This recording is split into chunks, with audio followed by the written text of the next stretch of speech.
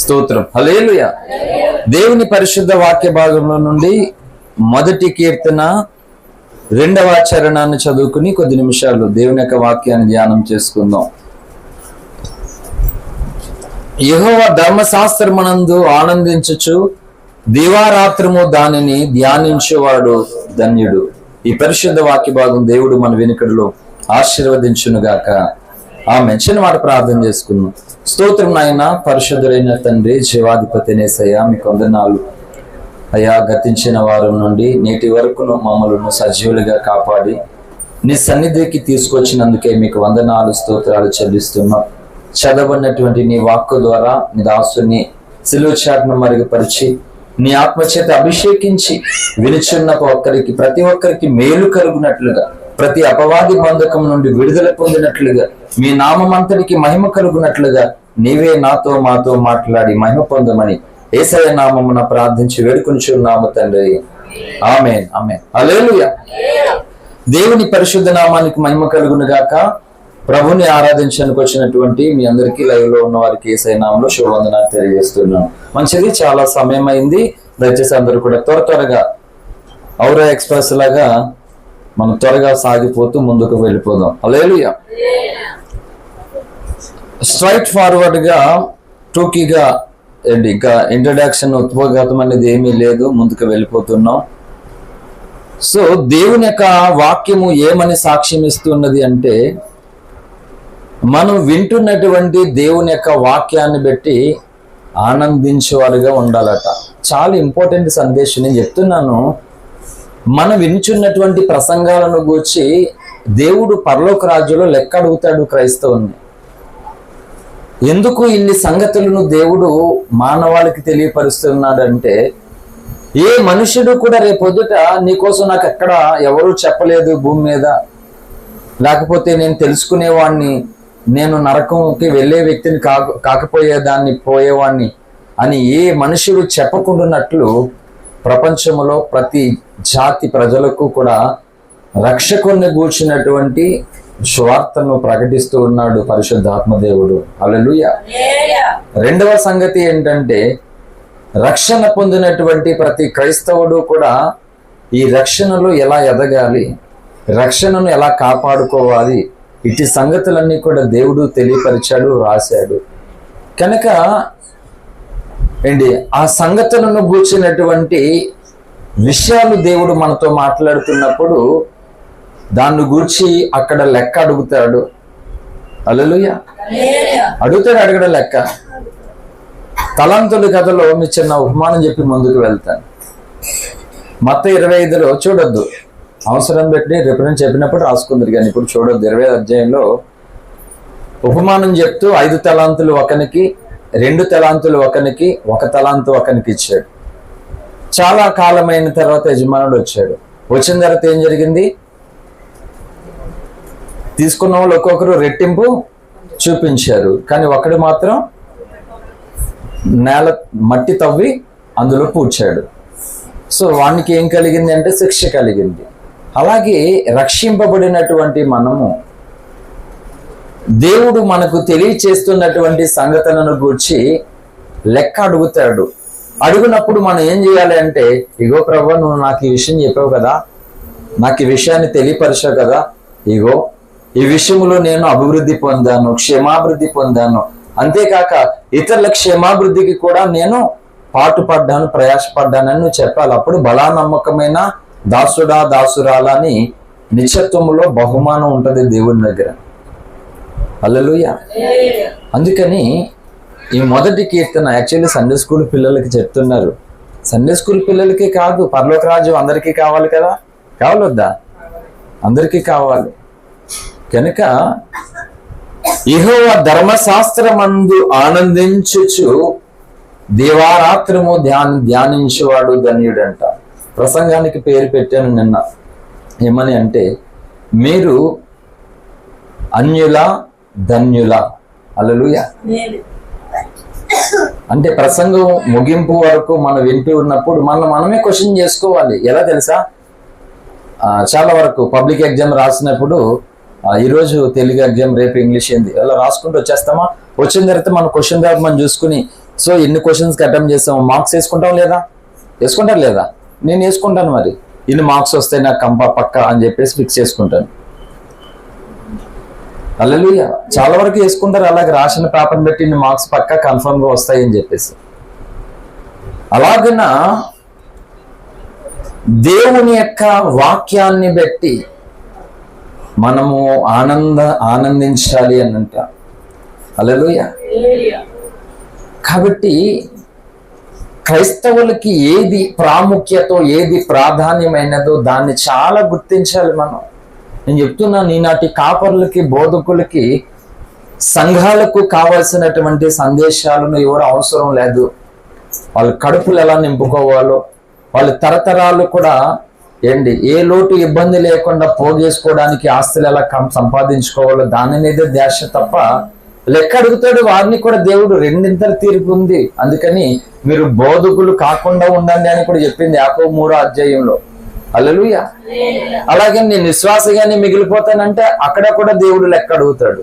కాబట్టి ఎవరిని దేని కొరకు ఏర్పాటు చేసుకున్నాడో, దేని కొరకు పిలిచాడో, ఏ అభిషేకం ఇచ్చాడో, ఏ ప్రత్యక్షత ఇచ్చాడో, ఏ వరం ఇచ్చాడో, ఏ తలాంతులు ఇచ్చాడో అవి ప్రతి ఒక్కరు కూడా ఖచ్చితంగా ఉపయోగించుకోకపోతే ఈ ఉపమానాల కథలో మిగిలినటువంటి వారికి మేలు ఆశీర్వాదము కలిగింది, అది ఉపయోగించుకోలేని వ్యక్తికి నాశనమే కలిగినట్లుగా సంఘాలలో అలా మిగిలిపోతారు. అందుకని పరిశుద్ధాత్మ దేవుడు తమ భక్తులను, తమ ప్రజలను ప్రేరేపిస్తాడు, రేపుతాడు.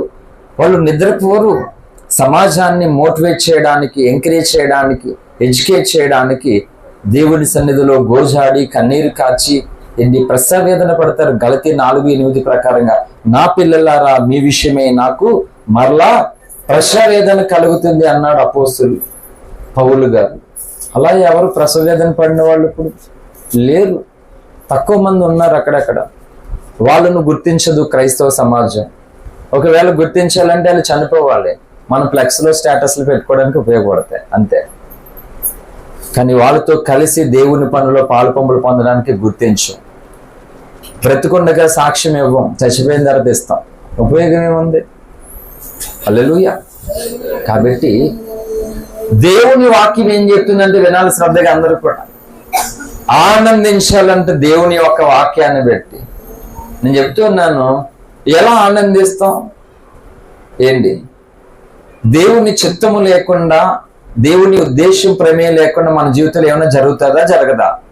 చాలా ఇంపార్టెంట్ సందేశం. నేను అదే చెప్తున్నాను, క్రైస్తవ బోధకులు నేర్చుకోలేదు. బైబిల్ కాలేజీకి అయితే వెళ్ళి పట్టాలు తెచ్చుకున్నారు కానీ వాళ్ళు నేర్చుకోలేదు, సంఘాలకి నేర్పించలేదు. అందుకే సంఘాలు అలాగే చప్పగా ఉండిపోయి, చల్లారిపోయి, ఉద్యమం లేదు, రోషం లేదు, భారం లేదు, ఆసక్తి లేదు, అలా ఉండిపోయినవి. అందుకని అవి కలగజేసినందుకు ఆ మాటల చేత ఒకరినొకరు పురికొల్పబడాలి, ప్రేరేపించబడాలని ఈ మాటలు చెప్తున్నాను. చెప్పండి, దేవుని ప్రమేయం చిత్తం లేకుండా ఏమైనా మన జీవితంలో జరుగుతుందా, జరగదా? చెప్పాలి. ఎందుకు వచ్చిందరా బాబు, బోడుగున్నంత శుభ్రం లేదు, నోరు మూసుకున్నంత ఉత్తం లేదు అనుకుంటున్నారేంటి? ఏదోటి అన్నిండో మాట. హల్లెలూయా. జరుగుతుందా, జరగదా? దేవుని చిత్తం లేకుండా ఏది కూడా మన జీవితంలో జరగదు. అంటే ఆలోచించాలి. ఇదేంటి? అప్పుల సమస్యలు, అనారోగ్య సమస్యలు, అవమానాలు, నిందలు, గాయాలు, బాధలు, కష్టాలు, కన్నీళ్లు, ఇన్ని పరిస్థితులు అన్నీ కూడా వస్తూ ఉంటే ఆయన చూస్తున్నాడా లేదా? చూస్తూ ఉన్నాడు. చూసినప్పుడు దేవుడు వాటిని తప్పించాలా లేదా? చెప్పాలి ఒక మాట. తప్పించాలా లేదా? తప్పించాలి. ఖచ్చితంగా ఆయనకి ఆ బాధ్యత ఉంది. కానీ బైబిల్లో ఒక మాట రాయబడి ఉంది. ఏమని?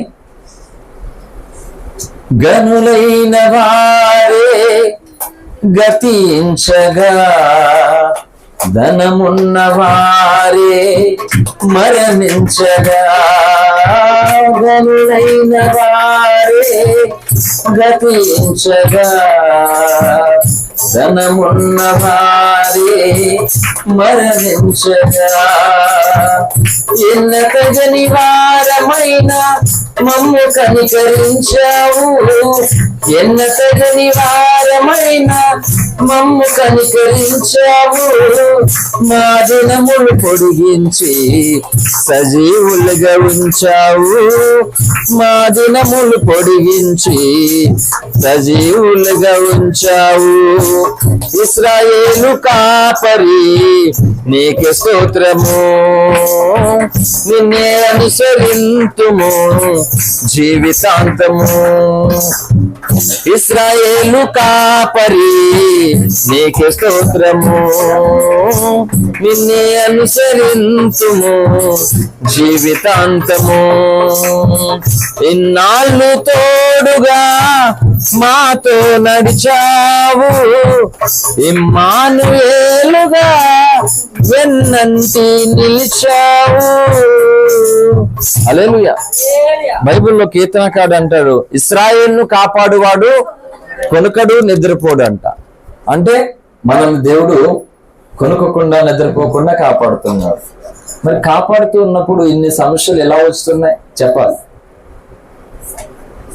కాపాడుతూ ఉన్నప్పుడు ఇన్ని బాధలు, ఇన్ని కష్టాలు, ఇన్ని ఇబ్బందులు ఎలా వస్తున్నాయి, ఎందుకు వస్తున్నాయి? నేను చెప్తున్నాను ఒక మాట, ఇలా చూడండి అందరూ కూడా. ఇన్ని సమస్యలు మన జీవితంలో వస్తున్నప్పుడు దేవుడు చూస్తున్నాడు, ఆయన కాపాడుతాడని చెప్పాను కదా. ఒక మాట చెప్తున్నాను, నీ జీవితంలో నా జీవితంలో ఈ బ్యాటరీ అయిపోయింది. ఇది హల్లెలూయా, స్తోత్రం. జరుగుతున్న పరిస్థితులను బట్టి ఫస్ట్ ఆఫ్ ఆల్ నేను అందరిని అడుగుతున్నాను, ఆ సమస్య నుండి తప్పించబడాలనేటువంటి ఆలోచన నీకుందా? మొదట చెప్పాలి, ఉందా లేదా? ఉండాలా లేదా? ఏంటి, నీ ఇంటికి నీ ఒంటికి ఉన్న సమస్య నుండి విడుదల పొందాలి, తప్పించబడాలని ఉండాలా ఉండొద్దా? ఉండాలి. అంటే కనీసం నీ ప్రయత్నం ప్రమేయం ఉండాలా ఉండొద్దా? మరేమన్నా ప్రయత్నం ఉన్నదా?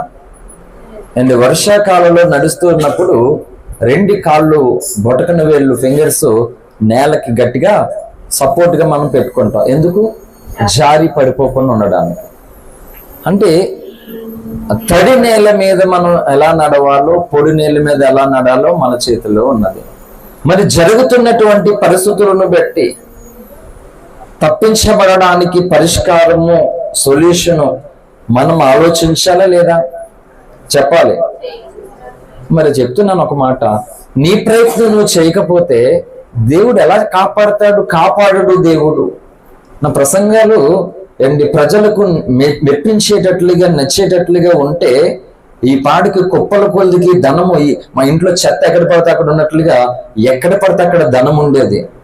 ఇవి ప్రజలను మెప్పించేవి కాదు, కానీ దేవుడి ఎదుట నీకు మెప్పు కలగడానికి కావలసిన ప్రసంగాలు ఇవి. అవి అందరికీ పనిచేయవు, అందరికీ ఇష్టమో ఉండవు. అందుకే టచ్ అంటే చాలు, నా కుమార్తె, నా కుమారుడు, దేవుడు నీతో మాట్లాడుతున్నాడు, ఈ రాత్రి దేవుడిని తాగబోతున్నాడు, నిన్ను గొప్ప ఆశీర్వదించబోతున్నాడు. ఈ డైలాగ్ చెప్పంటే అయ్యగారికి ఇంకా మొత్తం దాచుకున్న తర్వాత తీసుకొచ్చేస్తారు. ఇవే ప్రసంగాలు నేను చెప్తున్నాను. ఇవా దేవుడు పరలోక రాజ్యానికి వెళ్ళడానికి ఈ లోకానికి వచ్చాడు. ఈ భూమి మీద ఏదో నిన్ను అది చేయడానికి ఇది చేయడానికి కాదు, నిన్ను నిత్య నరకం తప్పించాలనేది దేవుడి మొదటి ఉద్దేశము, కోరిక, ఆలోచన, ఆశ, అభిప్రాయము. దాని నుండి తప్పిస్తున్నాడు దేవుడు. అంటే పరలోక రాజ్యం నీకు తర్వాత అయిపోయింది, సెకండరీ అయిపోయింది. నీకు ప్రైమరీ అంటే ఈ భూలోక సంబంధమైనటువంటి దాని మీద నువ్వు పెడుతున్నావు. నేను ఒక మాట చెప్తున్నాను, ఒక సమస్య నుండి మనం విడుదల పొందామంటే ఇంకొక సమస్య కూడా వస్తుంది. రాదా? వస్తుంది. నా జీవితంలో 30 ఏళ్ళు రోగంతో ఫేస్ చేశాను. ప్రపంచంలో భయంకరమైనటువంటి, అంతు చెక్కినటువంటి ఆ ఫేస్ చేశాను. రోగంతో ఫేస్ చేసినా కానీ దానికి ఇంకా తగినటువంటి పెద్ద సమస్యలు వెంటాడుతూనే ఉన్నాయి. దయ్యాలతో ఫేస్ చేశాను. దయ్యాలు నాతో మాట్లాడుతున్నప్పుడు మనుషులు సాక్ష్యం పక్కన, ఇంకో గొడవ పెడతాను చూడు, మీ ఇంట్లో గొడవ పెడతాను చూడు అని దయ్యాలు మాట్లాడుతూ ఉండేవి. హైదరాబాద్ లో కూడా భయంకరమైన ఫేస్ చేస్తే పాస్టర్స్ కి చెప్పేవాడిని, నేను అనిపిస్తున్న పరిస్థితి ఇదంటే, అయ్యి బాబు నువ్వు అర్జెంటుగా ఆ మనుషుల జోలికి వెళ్ళొద్దు, వదిలేసే, నీ సాక్ష్యం పాడైపోతుంది, వద్దు, అసలు వెళ్ళొద్దు, అసలు మామూలు కాదని చెప్పేవారు. ఆ మనుషుల్ని రక్షించడానికి, కాపాడడానికి నేను చచ్చిపోయినా పర్లేదు, ఏమైపోయినా పర్లేదు అని తెగించి ఎన్ని పోరాటాలు చేశాను హైదరాబాద్ వీధుల్లో తెలుసా. చాలా పాస్టర్లు భయపడి వారిపోయారు. ఇంకా చెప్పనా మీకు, అంటే నా శక్తి సరిపోక, నాకు ఒంట్లో ఓపిక సరిపోక ఇంకొకరు సపోర్ట్ చేసుకోవడానికి, తులసికి దయ్యం పట్టినప్పుడు భయంకరంగా ఏంటి అలసిపోయి కొంతమంది ప్రార్థన సపోర్ట్ కోవడానికి బయటకు వెళ్ళి ఫోన్ చేసేవాడిని. ఏంటి ఇలా చూడండి, రూమ్కి హైదరాబాద్లో బయటకు వెళ్ళి ఫోన్ చేసేవాడిని. ఆ లోపల ఉన్నటువంటి దెయ్యం నేను ఎవరికి ఫోన్ చేశానో ఏం చెప్పానో చెప్పేది. నాకు ఏం చెప్పింది తెలుసా? పిచ్చోడ్లాగా నువ్వు నేనేమో నీకు భయపడుతుంటే నువ్వు ఎవరికో ఫోన్ చేసుకుంటే వాళ్ళు గొట్టంగాలని చెప్పేది దెయ్యం నాకు. ఎవరు? నీ సేవకుల్ని. నిజం చెప్తున్నాను. నేను భయపడుతున్నది నీకు, నువ్వేమో చాలా మొండోడు, నువ్వు అసలు వదలట్లేదు. నా స్కెచ్లన్నిటికీ నువ్వు చాలా అడ్డుగా ఉన్నావు నాకు. నువ్వేమో ఎవడెవడును అంటున్నావు, ఉపయోగం లేదు. నిజమే తెలుసా? అది అసహ్యం కాదు. తులసి అమ్మా నాన్నని అడగండి, తులసిని అడగండి. హైదరాబాద్లో 2 సంవత్సరాలు ఎంత నరక వేదన అనిపించి ఏంటి ఒక పూట కోటా రైసు హైదరాబాద్ చర్చెస్లో అక్కడక్కడ చర్చెస్లో ఒక పూట భోజనం చేసి మిగిలిన 2 పూటలు భోజనం లేకుండా నీళ్ళే తాగి ఒక చోట 30-40 రోజులు, ఒక చోట 40 రోజులు అలా గడిపి తన నుండి విడిపించడానికి ఎన్నో ప్రయత్నాలు చేశాను. చివరికి అమెరికాలో ఉన్నటువంటి ఓఫిరి గారికి ఫోన్ చేసి, నాన్నగారు నేను ఇంత భయంకరమైన సమస్య అనుభవిస్తున్నాను, ఇక్కడ నాకెవరు సహకారులు లేరు, నా వల్ల కావడం లేదు. అప్పుడు ఆయన స్కైలో ఫోన్ చేసి ప్రార్థన చేసి మొత్తానికి అద్భుతంగా తను రిలీవ్ అయ్యింది, తన రక్షణలోనికి వచ్చింది. నేను చెప్తున్నాను, ఒక రక్షణ పొందాలంటే చిలక పలుకులు పలికితే వచ్చారు. తల్లి బిడ్డలు కనడానికి పడేటువంటి ప్రసవేదన లాగా ఒక ఆత్మను రక్షించడానికి అంతకంటే డబుల్ ప్రసవేదన ఉండాలి. హల్లెలూయా. ఎన్నో పోరాటాలు చేయాలి. నేను హైదరాబాద్లో ఒక క్వారీలో బాంబులు పేల్చి క్వారీ ఉన్నటువంటి స్థలాలలో బాప్తిజం ఇచ్చినటువంటి ఆ స్థలం ఏంటంటే, ఆ కొండ ప్రాంతంలో గనక కాలు స్లిప్ అయితే మా బాడీ కింద నుండి బయటకు కూడా రాదన్నమాట. అటువంటి స్థలాల్లో కూడా మా ఫ్రెండ్ శేఖర్ వాళ్ళ అమ్మగారికి చెల్లికి బాప్తిజం ఇచ్చాను. హల్లెలూయా. ఈరోజు అన్ని సర్లే, మన శక్తికి మించినటువంటి పని ఉన్నది. ఈరోజు చాలా డిసప్పాయింట్ అయ్యా, చాలా బాధ అనిపించింది. కానీ దేవుని యొక్క వాక్యము నేను చదువుతూ ఉన్నప్పుడు, నేను ఈరోజు చెప్పవలసినటువంటి వాక్యాన్ని జ్ఞాపం చేసుకున్నప్పుడు, సాతానుడు నా ఆనందాన్ని ఎత్తుకెళ్ళిపోవాలనుకున్నాడు. వాడికి అవకాశం ఇవ్వను, నేను హ్యాపీగా ఉండాలి, నేను చాలా సంతోషంగా ఉండాలని రూమ్లో నన్ను నేను ప్రిపేర్ చేసుకున్న, ప్రసంగానికి కాదు, నా మనసును ప్రిపేర్ చేసుకుని ఇక్కడికి వచ్చానమాట. పెనుగులాడుతున్నాను. అక్కడ మొక్కలు వేయడానికి ప్లేస్ లేదు, అక్కడ వేయడానికి ప్లేస్ లేదు. చెప్తున్నాను, ఎందుకంటే దేవుని వలన మేలు పొందనివ్వకుండా చేయడానికి ఎలాగైనా చేస్తాడు. నేను ఈ విషయాలను ఎందుకు చెప్తున్నానంటే, నీ జీవితంలో కలుగుతున్నటువంటి పరిస్థితులను బట్టి నీ ప్రమేయం నువ్వు చేయకుండా అంత దేవుడి మీద వేసేస్తావా? న్యాయమేనది? న్యాయమేనా? హైదరాబాద్లో ఒక సేవకుడు వాక్యం గూర్చి మాట్లాడుతుంటే, వాక్యం గూర్చి సమాధానం ఆయన దగ్గర లేక, తెలియదని ఒప్పుకునేటువంటి యథార్థత నీతి లేక, నన్ను ఫస్ట్ ఆఫ్ ఆల్ అన్నాడు, నువ్వు రోగంతో ఉన్నావు, చనిపోతే నరకానికి వెళ్తావు అన్నాడు. మరి బైబిల్లో రోగంతో చనిపోయిన భక్తులు ఉన్నారు కదా, ఎలీషా ఉన్నాడు కదా అంటే పాత నిబంధన అన్నాడు. మరి కొత్త నిబంధనలో మా హీరో లాజరు ఉన్నాడని చెప్పాను. మాట్లాడలే. నన్ను ఎంతలాగా వాక్యం కోసం మాట్లాడితే వాళ్ళు ఫిజికల్గా ఎంతలా గాయాలు చేసి ఎంతలా హర్ట్ చేశారో తెలుసా? మామూలుగా ఆడుకోలేదు. నేను చెప్తున్నాను, వినండి శ్రద్ధగా. ఏం చేశాడు ఆ సేవకుడు అంటే, వాక్యం కోసం మాట్లాడితే ఏమని తెలుసా? నువ్వు మెడిసిన్ వేసుకుంటున్నావు, నువ్వు అంత వాక్యం చెప్తున్నావు, నీకు విశ్వాసం సరిగ్గా లేదు అన్నాడు. అమ్మా, నిద్రపోవద్దు ఎవరు కూడా. హల్లెలూయా. నేను చాలా రోజులైతుంది నిద్రపోకూడదు, నిద్రపోనేనంటే ఫిక్స్ చేసుకున్నాను. హల్లెలూయా. ఏమన్నాడు? వాక్యం కోసం మాట్లాడితే నువ్వు మెడిసిన్ వేసుకుంటున్నావు, నీకు సరైన విశ్వాసం లేదు అన్నాడు. చాలా బాధ అనిపించింది. నేను అన్నాను, వాట్ ఈస్ ద ఫెయిత్ అన్నాను. నాతో ఎక్కువ ఇంగ్లీష్ మాట్లాడతాడు ఆయన. బాబా, నాకు ఇంగ్లీష్ అంత ఫ్లూయెంట్ కాదు, నేను ఇంగ్లీష్ స్కూల్లో చదువుకోలేదు, నాదంతా తెలుగు మీడియం, ABCDలు 26ని కలిపి ఏం చేస్తానంతే నేను. కాబట్టి నువ్వు కొన్నిసార్లు మాట్లాడితే కూడా నాకు అర్థం కాదు, కాబట్టి అర్థమయ్యేది మాట్లాడిన ఆయన అంటే కొంచెం ఆగేవాడు. సో మన స్టైల్లో మనం కూడా వాట్ ఈస్ ద ఫెయిత్ అన్నాడు. విశ్వాసం అంటే ఏంటి చెప్పండి అన్నాడు. విశ్వాసం అంటే సింపుల్గా ఏముందంటే డిపెండింగ్ ఆన్ ద గాడ్ అన్నాడు. దేవుని మీద ఆధారపడ్డా అన్నాడు. ఓకేనా? అంటే మెడిసిన్ వేసుకున్న నేను దేవుడి మీద ఆధారపడట్లేదా? ఉపవాసాలుండి రోగినైన నేను కొండలు, గుట్టలు, లోయలు, అడవులు, అవమానాలు, నిందులు భరించి ఆత్మను రక్షిస్తూ సువార్త ప్రకటిస్తూ క్రైస్తవ సమాజాన్ని ఎంకరేజ్ చేస్తున్నాను, ఎడ్యుకేట్ చేస్తున్నాను, నాకు తెలిసినటువంటి పని నేను చేస్తున్నాను. ఇదంతా విశ్వాసం కాదా? ఇది దేవుడి మీద ఆధారపడినట్టు కాదు. అంటే ఒక మెడిసిన్ వేసుకున్నందుకు నాకు విశ్వాసం లేదు, మారు మనసు లేదని మీరు ఎలా సర్టిఫై చేస్తారు? అంటే depending on the God of faith అంటేనే. ఓకే, మరి మీరు కలజోడు పెట్టుకున్నారు దేనికి అని అడిగా. ఇది నువ్వు చేసుకున్నావా? ఎవరు చేశారు? ఇది ఎక్కడి నుంచి వచ్చింది? నీకు ఎలా వచ్చింది కలజోడు? మీకు ఫెయిత్ ఉందా అని అడిగా. మాటలు లేవు. సో విశ్వాసం నువ్వు చెప్పినట్లుగా ఆయన ఉద్యోగం చేస్తాడు. మరి ఎందుకు నువ్వు ఉద్యోగం చేస్తున్నావు?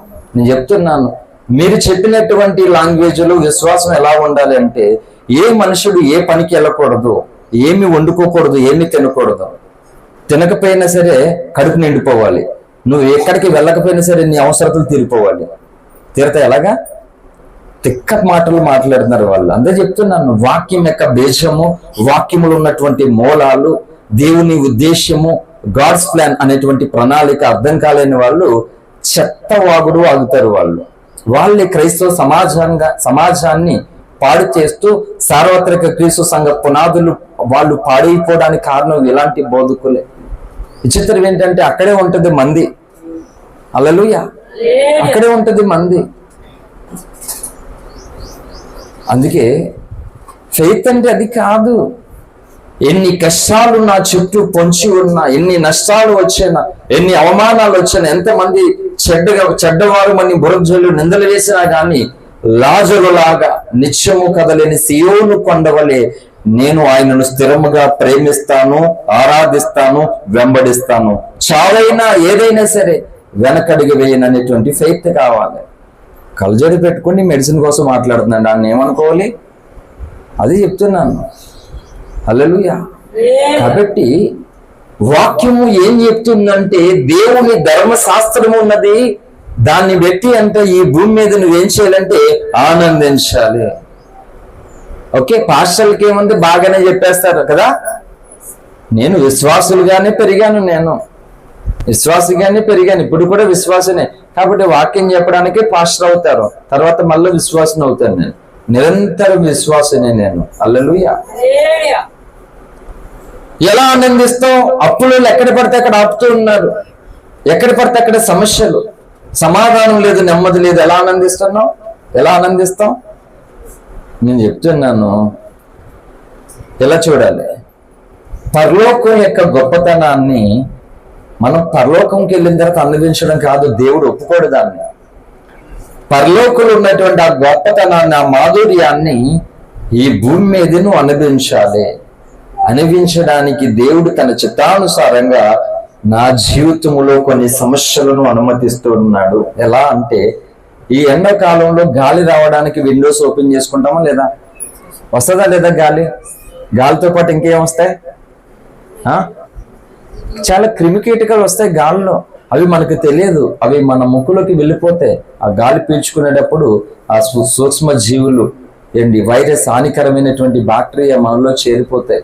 సో మన ఇంట్లో ఉన్నటువంటి పదార్థాల మీద కొన్నిసార్లు ఇలా చెప్తూ, సాధ్యమైనంత వరకు ప్రతి ఫుడ్ మీద, తాగే వాటర్లోనూ ఆ ఫుడ్ ఉన్నటువంటి ప్రతి దాని మీద ప్లేట్స్ ఉండాలి, మూతలు ఉండాలి, ఓపెన్గా ఉండకూడదని చెప్పినందుకు నన్ను అన్నారు, నీకు ఇంత రోగం ఉంది కానీ నీకు రోగం లేకపోతే ఇంకా కబుర్లు చెప్తూ అన్నారు. నేనేం చెప్పండి. మీ ఇంట్లో మీరు వండుకునేటువంటి పదార్థాలు మూతలు తీసేయడం వల్ల, ఓపెన్గా ఉండడం వల్ల కుక్కలు, నక్కలు, పిల్లిలే కాదండి, మన కంటికి కనబడినటువంటి ఈ బ్యాక్టీరియా, హానికరమైన క్రిములు వెళ్ళిపోతాయి. అంటే ఆ తింటున్నటువంటి మన కుటుంబంలో మనకే అనారోగ్యం వస్తుంది అనవసరంగా. అది చెప్పడం కూడా తప్పేనా? అంటే చెప్తున్నాను, ఇప్పుడున్నటువంటి క్రైస్తవ సమాజము ఏమి చెప్పినా సరే రిసీవ్ చేసుకున్నటువంటి యథార్థత మనసు లేదు చాలా వరకు. నేను అందరినీ అనట్లేదు కానీ చెప్తూ ఉన్నాను. ఎందుకంటే ఒక బాధ్యత కలిగినటువంటి వ్యక్తిగా నేను చెప్తాను కదా, సంఘం కోసం నువ్వేం చేస్తావంటే, నేను ఎన్నోసార్లు చెప్పాను, మీరు ఆనందంగా ఉండాలి, ఆరోగ్యంగా ఉండాలి, ఆత్మీయంగా ఉండాలి, ఐశ్వర్యంతో ఉండాలి. ఈ 4 విషయాల కోసం ఏ పాస్టర్లు, ఎంతమంది పాస్టర్లు వాళ్ళ సంఘానికి వస్తున్న విశ్వాసులు ఈ 4 విషయాలు ఇలా ఉండాలని నేను ఉపవాసం ఉన్నాను, కన్నీరు కార్చాను, ప్రార్థిస్తున్నానని చెప్తున్నాను. పాస్టర్లు ఎంతమంది చెప్పగలరు ఈ మాటని? ఎవడు చేస్తాడేందో పని? నువ్వు ఇచ్చేది తీసుకోవడమే తప్ప కానీ నువ్వు ఎలాంటి స్థితిలో ఉండిస్తున్నావు, నీకెన్ని అవసరతలు ఉండి చేస్తున్నావు. అయ్యో ప్రభువా, నేను చేస్తాను, నాకు ఇచ్చి వాళ్ళు నష్టపోకూడదు ప్రభువా, నాకు ఉపయోగపడి నాకు సహాయం చేసి వాళ్ళు బాధలు పడకూడదు ప్రభువా అని నేను కారుస్తాను, కన్నీరు ప్రార్థిస్తాను. ఆనందంగా ఉండాలి, ఆరోగ్యంగా ఉండాలి, ఆత్మీయంగా ఉండాలి, ఐశ్వర్యంగా ఉండాలి. హల్లెలూయా. అడగండి, ఎంతమంది పాస్టర్లు మీ సంఘాల కోసం ఇలాంటి ప్రార్థన మీరు చేశారు, చేస్తున్నారు అని అడగండి. కనబడరు, ఎక్కడో రేరు. ఆకాశంలో చంద్రుడు ఒకటే అన్నట్లుగా ఎక్కడెక్కడో కనబడతారు అంతే. అందుకే నేను చెప్తున్నాను ఈ భూమి మీద అన్ని నీకు అనుకూలంగా ఉన్నప్పుడు నువ్వు ఆనందిస్తావు. చూసు, ఆ ఆనందం అది దేవుని మూలంగా వచ్చే ఆనందమో కాదు. హల్లెలూయా. అందుకనే నీ చుట్టూ ఉన్నటువంటి సకల సమస్యలు, పరిస్థితులు, ఇబ్బందులలో నువ్వు ఆనందించాలని కోరుకుంటున్నాడు దేవుడు. ఆ ఆనందం ఏంటంటే తన వాక్యాన్ని పెట్టి ఆనందించాలి. హల్లెలూయా. ఈ ఆనందానికి మిగిలిన ఆనందానికి చాలా తేడా ఉంటది. హల్లెలూయా. సింపుల్ గా చెప్తాను మీకు. ఇంట్లో పిల్లడిదో పెళ్లి కోసం చాలా ప్రార్థన, బాధ, ఇబ్బందులు, చుట్టాలు, సంబంధాలు అన్ని చూసాం. ఓకే, పెళ్లి కుదిరింది, ఆనందమా కదా? పెళ్లి కూడా అయ్యింది, ఆనందమా కదా? కొద్ది రోజుల తర్వాత ఉండదు ఆనందం. అంటే ఆటోమేటిక్ మరి ఫ్యామిలీ అన్న తర్వాత నీ అభిప్రాయం వేరు, అభిప్రాయం వేరు, అభిప్రాయాలు మారుతాయి. ఇప్పుడు ఏమవుతుంది? ఆనందాలు. అందుకని ఈ భూమి మీద ఖచ్చితంగా శాశ్వతమైనటువంటి ఆనందం ఈ భూ సంబంధమైనటువంటి దాని వల్ల కలగదు. హల్లెలూయా. కలగదు. అందుకని ఈ భూ సంబంధమైనటువంటి వాటిలో దేవుని మూలమైన ఆనందాన్ని మనం వెతకాలి, పొందుకోవాలి. అది దేవుని ద్వారా దొరుకుతుంది. హల్లెలూయా. కానీ దేవుళ్ళ ద్వారా ఆనందాన్ని వదులుకుంటున్నారు. స్నేహితుల ద్వారా, పార్కుల ద్వారా, ఇంకొక ద్వారా ఆనందాన్ని ఎత్తుకున్నారు. ఎంతసేపు ఉంది ఆనందం? ఆ ఆనందాలు ఏమన్నా నిత్య జీవనం తీసుకెళ్తే నేను చేయొద్దని చెప్పట్లే. నేను చెప్తున్నాను, నాతో ఉన్న స్నేహితులకి, ఫ్రెండ్స్ కి, రిలేటివ్స్ కి చాలా ఆనందాన్ని పంచుతాను. నేను నిజం చెప్తున్నాను. బోల్డ్ అంత ప్రేమ, బోల్డ్ ఆనందాన్ని పంచుతాను. చివరికి నాకు ఆవేదన మిగిలిపోతుంది. నేను రాసిన ఒక పాట ఉంటది, చాలా కాలం అయింది, 4 సంవత్సరాలు అయిపోయింది. ఆనందం ఆవిరైపోవగా ఆవేదన అధికంబుగా మారగా, ఆనందం ఆవిరైపోవగా ఆవేదన అధికంబుగా మారగా, ఆరోగ్యం నాకు దూరమవగా అందరికీ నేనే చూడనవ్వదా,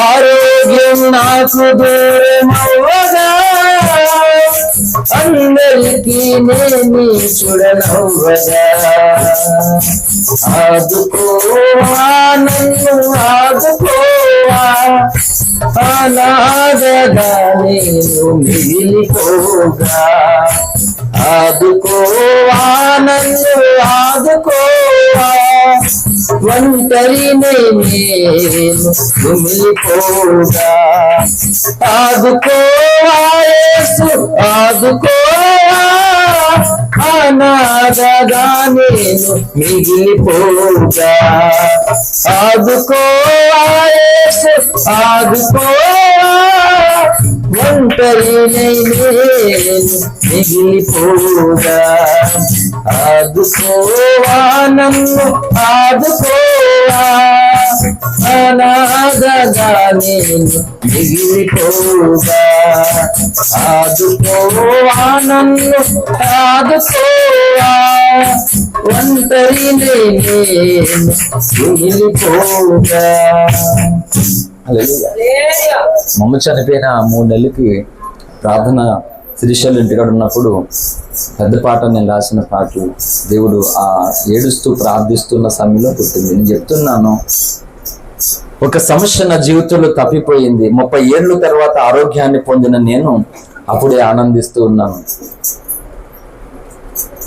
ఆనందిస్తూలోగే అమ్మ చనిపోయింది. ఇప్పుడు 30 సంవత్సరాల తర్వాత ఈ భయంకరమైన అనారోగ్యం నుండి నేను విడుదల పొందానని ఆనందించాలా, 30 ఏళ్ళు నా రోగం ఎప్పుడు పోతుందా అని ఆశతో తన జీవితాన్ని అంతా త్యాగం చేసిన తల్లిని పోగొట్టుకున్నందుకు బాధపడాలా? తెలియనటువంటి పరిస్థితి. ఎలాంటి పరిస్థితులు ఏర్పడితే తెలుసా? ఒకరు రక్త సంబంధమైనటువంటి బంధువు, ఒకరు ఆత్మ సంబంధమైన బంధువు, ఇద్దరు హాస్పిటల్లో ఉన్నారు. చూడాలి అలాగా, ఒకరు ఆత్మ సంబంధం, ఒకరు రక్త సంబంధం, ఇద్దరు స్త్రీలు హాస్పిటల్లో ఉన్నారు. ప్రార్థన చేశాను ఒక రోజు, మరలా వచ్చే సంవత్సరం నీకు కొడుకు పుడతాడు, దేవుడు నీ కాపురాన్ని కడతాడు, బాధపడొద్దు అక్క అని ఆత్మ సంబంధమైన వ్యక్తికి చెప్పారు. ఎందుకంటే కొడుకు పుట్టకపోతే నిన్ను విడాకులు ఇచ్చేస్తాను, వదిలేస్తానని ఒక వార్నింగ్ వచ్చింది తనకి, పుట్టిన బిడ్డ చనిపోయిన తర్వాత. ఆ తర్వాత ప్రార్థన చేశాను. దేవుడు ఎందుకో ప్రార్థిస్తుంటే హైదరాబాద్లో నుండి కాకినాడలో ఉన్న ఆమెతో ఫోన్లో ప్రార్థన చేస్తున్నాను. పరిశుద్ధాత్మ దేవుడు నన్ను తాకితే ఒక ప్రవచనం చెప్పాను. అవసరాన్ని బట్టి చెప్తాను. నాకు ఏమేమి వరాలు ఉన్నాయో నేను చెప్పడం కాదు, కానీ నా వలన దేవుడు వారికి చేసినటువంటి దాని గురించి వాళ్ళే చెప్పాలి. దేవుడు నాకు ఇచ్చిన వరాలు నేను చెప్తే ప్రతి దాన్ని కూడా మనోడికి చాలా పెరిగిపోయిందని అంటారు. ఏమీ పెరగలేదు.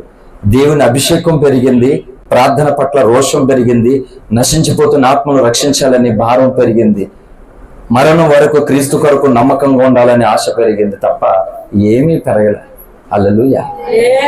మహాసారి కొన్నిసార్లు తల పెరిగిపోతే వెళ్ళి ఆయన దగ్గర తీసేసుకుంటున్నాం. హల్లెలూయా.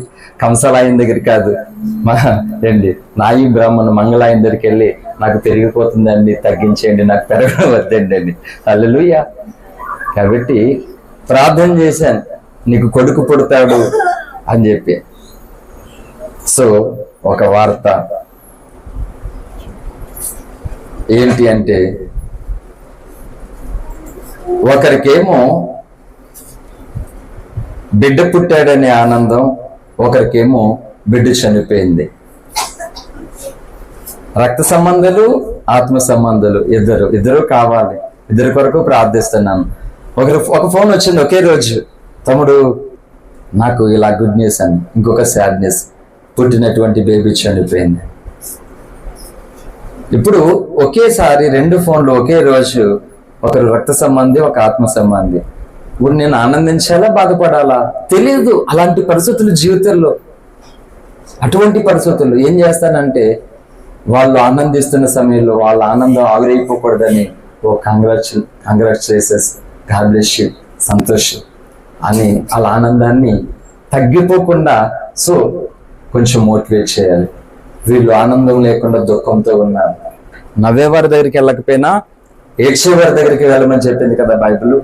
వాళ్ళ దుఃఖంలో, వారి బాధలో కనీసం నేనున్నాను అనేటువంటి ఒక చిన్న ధైర్యం, చిన్న ఆదరణ, ఎంకరేజ్ ఆఫ్ ద వర్డ్, అది కలిగి చేయాలి. హల్లెలూయా.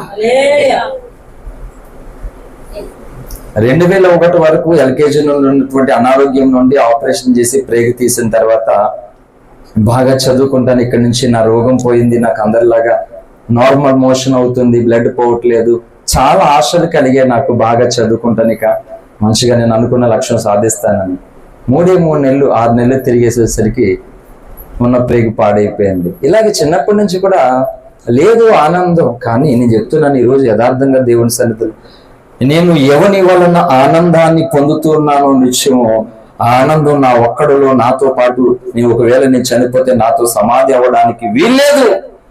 ఈ ఆనందాన్ని తూర్పు, పడమర, ఉత్తర, దక్షిణాలలో ప్రతి ఒక్కరికి పంచాలని బురద జల్లించుకుని, నిందలేంచుకుని, అవమానాలు పడి, మోసపోయి, గాయాలు పొందుతూ శరీరం క్షీణించిపోయేలాగా చేసుకుంటూ ఉన్నాను. కానీ దేవుడు నాకు ఇచ్చిన ఆనందాన్ని పంచడం మాత్రం నేను మానలేదు, మానను కూడా. హల్లెలూయా. కాబట్టి నీకు ఈ భౌతిక సంబంధమైన దేని బట్టి ఆనందం కలిగితే, దేవుడి నుండి ఆనందం నీకు వద్దా? పొందు, దేని నుండి వద్దు అని అనను. కనుక దేవుడు ఏం చేస్తున్నాడంటే, కిటికీ డోర్ మనం తెచ్చుకున్నప్పుడు మనకు తెలియకుండా కొన్ని వచ్చినట్లుగా దేవుడే ద్వారం తెరుస్తూ ఉన్నాడు. హల్లెలూయా. దేవుడు ఏమన్నాడు చెప్పండి? అందరూ పాడతారు, మాట్లాడతారు, ప్రార్థన చేస్తారు. గాయపరచువాడును చెప్పండి, ఫుల్ఫిల్ చేయండి అమ్మా, చెప్పండి. గాయం చేయవాడు నేనే, 2 ఆయనేనంట. ఏంటి? గాయపరిచేవాళ్ళు ఎవరు? ఆయనే. దాన్ని బాగు చేసేవాడు ఎవరు? రెండు ఆయనే చేస్తున్నాడు. ఎలా ఉంది తెలుసా? డాక్టర్ గారి దగ్గరికి వెళ్తే ఆయన ఏం చెప్పకుండా కాలు కోసేసాడు. ఆయన అన్నాడు, ఎందుకు బాధపడుతున్నా, కుట్లేసేది కూడా నేనే. ఓకేనా, బాగుందా? ఏమి చెప్పలేదు, నీకు ఇబ్బంది లేదు, కూడా ఎవరినో తీసుకెళ్ళి నువ్వులేసి నిన్ను అట్టుకుని కోసేసాడు. ఏంటి సార్, పేషెంట్ నేను కాదు ఆయన అంటే, నన్ను కోసంటే ఎందుకు బాధపడతావు, ఆయనదే డాక్టర్, సూది ఉంది, ఇగో దారం ఉంది, అన్నీ ఉన్నాయి, బాధపడితే ఎందుకు అంటే బాగుందా? మరి ఈ మాట ఎలా బాగుంది? నేను అందుకే చెప్తున్నాను, బైబిల్లో గుడ్డిగా ఏదో వచ్చిన కనబడింది, మాట్లాడడానికి బాగుంది, రెండు మొక్కలు ఉన్నాయని వెళ్ళిపోవద్దు. అలా ఎలా బాగుంది చెప్పండి. గాయపరిచేవాడు నేనే, కట్టేవాడు నేనంటే నేను అంటాను అసలు అలా కాదయ్యా. ఫస్ట్ ఆఫ్ ఆల్ ఎందుకు నువ్వు గాయం చేస్తావు? ఇంకొకరు గాయం చేస్తే కడతానని చెప్పు, నువ్వే గాయం చేసి కడతానంటే తండ్రి ఇదేంటి ప్రభు, కన్ఫ్యూజన్ ఉంది. అడిగాను నా ప్రార్థనా గదిలో, అడుగుతాను దేవుణ్ణి, నాకు ఏదో ద్వారం ఎవరొకరి ద్వారా, అన్యుల ద్వారా కూడా సమాధానం వచ్చిన రోజులు ఉన్నాయి నాకు. హల్లెలూయా. నేను ఇంకా అన్యజనుల ద్వారా కూడా బోల్ ఆనందాన్ని పొందినటువంటి వ్యక్తులు కూడా నా లైఫ్ లో చాలా మంది ఉన్నారు. రక్షణ పొందలేని అన్యుల ద్వారా నేను చాలా ఆనందాన్ని పొందుకున్న వ్యక్తులు కూడా చాలా మంది ఉన్నారు. రక్షణ పొందినటువంటి క్రైస్తవుల ద్వారా బోల్డ్ కన్నీరు కాల్చి చచ్చిపోతే బాబుని అనుకున్న క్రైస్తవులు కూడా చాలా మంది ఉన్నారు. చెప్తున్నాను, ఎందుకు దేవుడు గాయపరచడం అంటే నేను అర్థం చేసుకోవాలి ఏంటి అని అంటే, దేవుళ్ళ సన్నిధికి వస్తున్నటువంటి నీవు దేవుని ప్రణాళిక వైపు తిరగాలి, ఆలోచించాలి. క్రైస్తవం అలా లేదు. ఈ భూ సంబంధమైన జీవితంలో బిజీగా ఉన్నారు. దేవుడు నీ పట్ల అనుకున్నది వేరు, నువ్వు అనుకున్నది వేరు. అందుకే ఆయన అంటాడు, యెషయా గ్రంథంలోనికి రండి,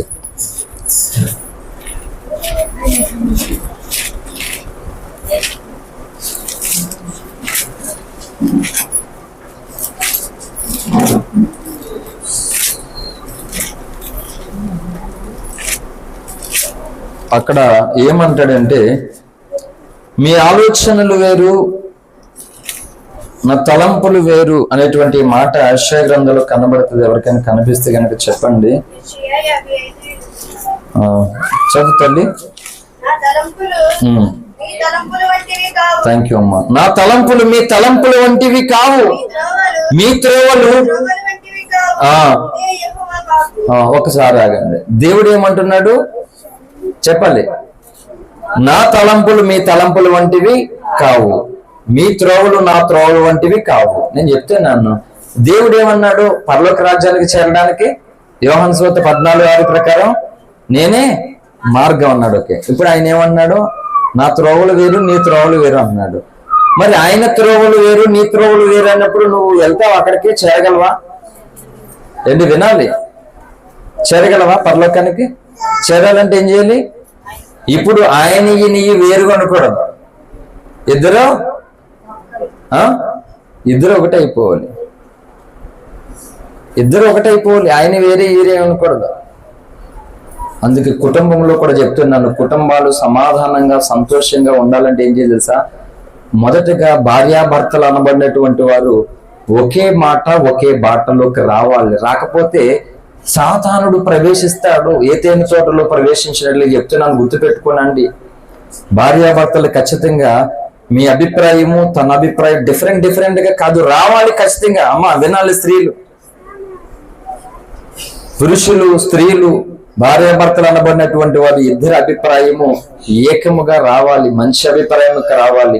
ఇద్దరిలో ఏది మంచి అభిప్రాయము కాదో, ఏది మేలైన అభిప్రాయము కాదో దాన్ని సరి చేసుకునేటువంటి మనసు ఉండాలి. అలా ఉంటే కష్టాలలోనే ఆనందాన్ని మనం అనుభవించమా? కుటుంబంలో మిగిలినటువంటి వ్యక్తులు కూడా అంతే. ఏదో ఒక సమస్య, ఏదో ఇబ్బంది చొరబడుతూనే ఉంటది. పరిష్కారం ఉంటదా లేదా? ప్రతి సమస్యకు పరిష్కారం ఉంది, కానీ మనం దాన్ని ఎతకం.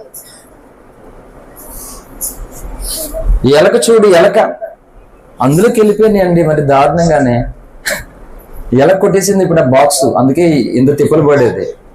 2 మార్లు కొట్టేసింది మళ్ళా 3వసారి కూడా వచ్చేసింది. అంటే అది ఎక్కడికి వెళ్ళాలన్నా వెళ్ళడానికి 5 వేల అవకాశం కల్పించుకుంటుంది. అలాగే మనకి ప్రతి సమస్యకి కూడా పరిష్కారం అనేది ఆలోచిస్తే దొరుకుతుంది. అలా కలిసి ఉండాలనే మనసు లేదు కొంతమందికి, పరిష్కారం పొందుకోలేనటువంటి మనసు లేదు, ఎవరికి నచ్చినట్లుగా వాళ్ళు ఉండాలనుకుంటూ ఉన్నారు. అందుకే ఇన్ని వివాదాలు, ఇన్ని విభేదాలు కలుగుతూ ఉన్నాయి. కనుక దేవుని ధర్మశాస్త్రమందు ఆనందించుచు దేవారాత్రములు ధ్యానించువాడేమంట ధన్యుడు. ఇక్కడ మొదలైంది సబ్జెక్టు. ఇప్పుడు క్వశ్చన్ ఏంటంటే, మీరు అన్యులా ధన్యులా అనేటువంటి ఒక క్వశ్చన్ కనబడుతుంది మెసేజ్ లో. ఈ క్వశ్చన్ కి ఆన్సర్ తీసుకుని వెళ్ళిపోవడం. ఎవరు పేపర్ వాళ్ళ దగ్గర ఉంది, సో ఆ పేపర్ ని నువ్వే కరప్షన్ చేసుకోవాలి. ఇప్పుడు ఎవరు ఉండరు. కాంపిటేటివ్ ఎగ్జామ్ లోకి వెళ్ళిన తర్వాత అక్కడ సార్లు ఎవరు ఉండరు. అక్కడ ఒక స్క్రీన్ లో డిస్ప్లే అవుతాయి ఆన్సర్లన్నీ, నీవు రాసేసుకుంటావు, అక్కడ ఆన్సర్స్ కీ వస్తుంది అన్నమాట. నువ్వే కరప్షన్ చేసుకోవడం అంతే. అక్కడ ఎవడో ఉండడం. ఏంటి 3 అంకెని 8 అంకె చేసేయడం, 1 4 చేసేయడం. ప్రోగ్రెస్ కార్డ్ లో ఏముండదు, నీ ఇష్టం ఎన్ని చేసేసుకున్నా సరే, ఎందుకంటే అక్కడ ఏముండదు అక్కడ. కాబట్టి దేవుణ్ణి పెట్టి ఆనందించాలి.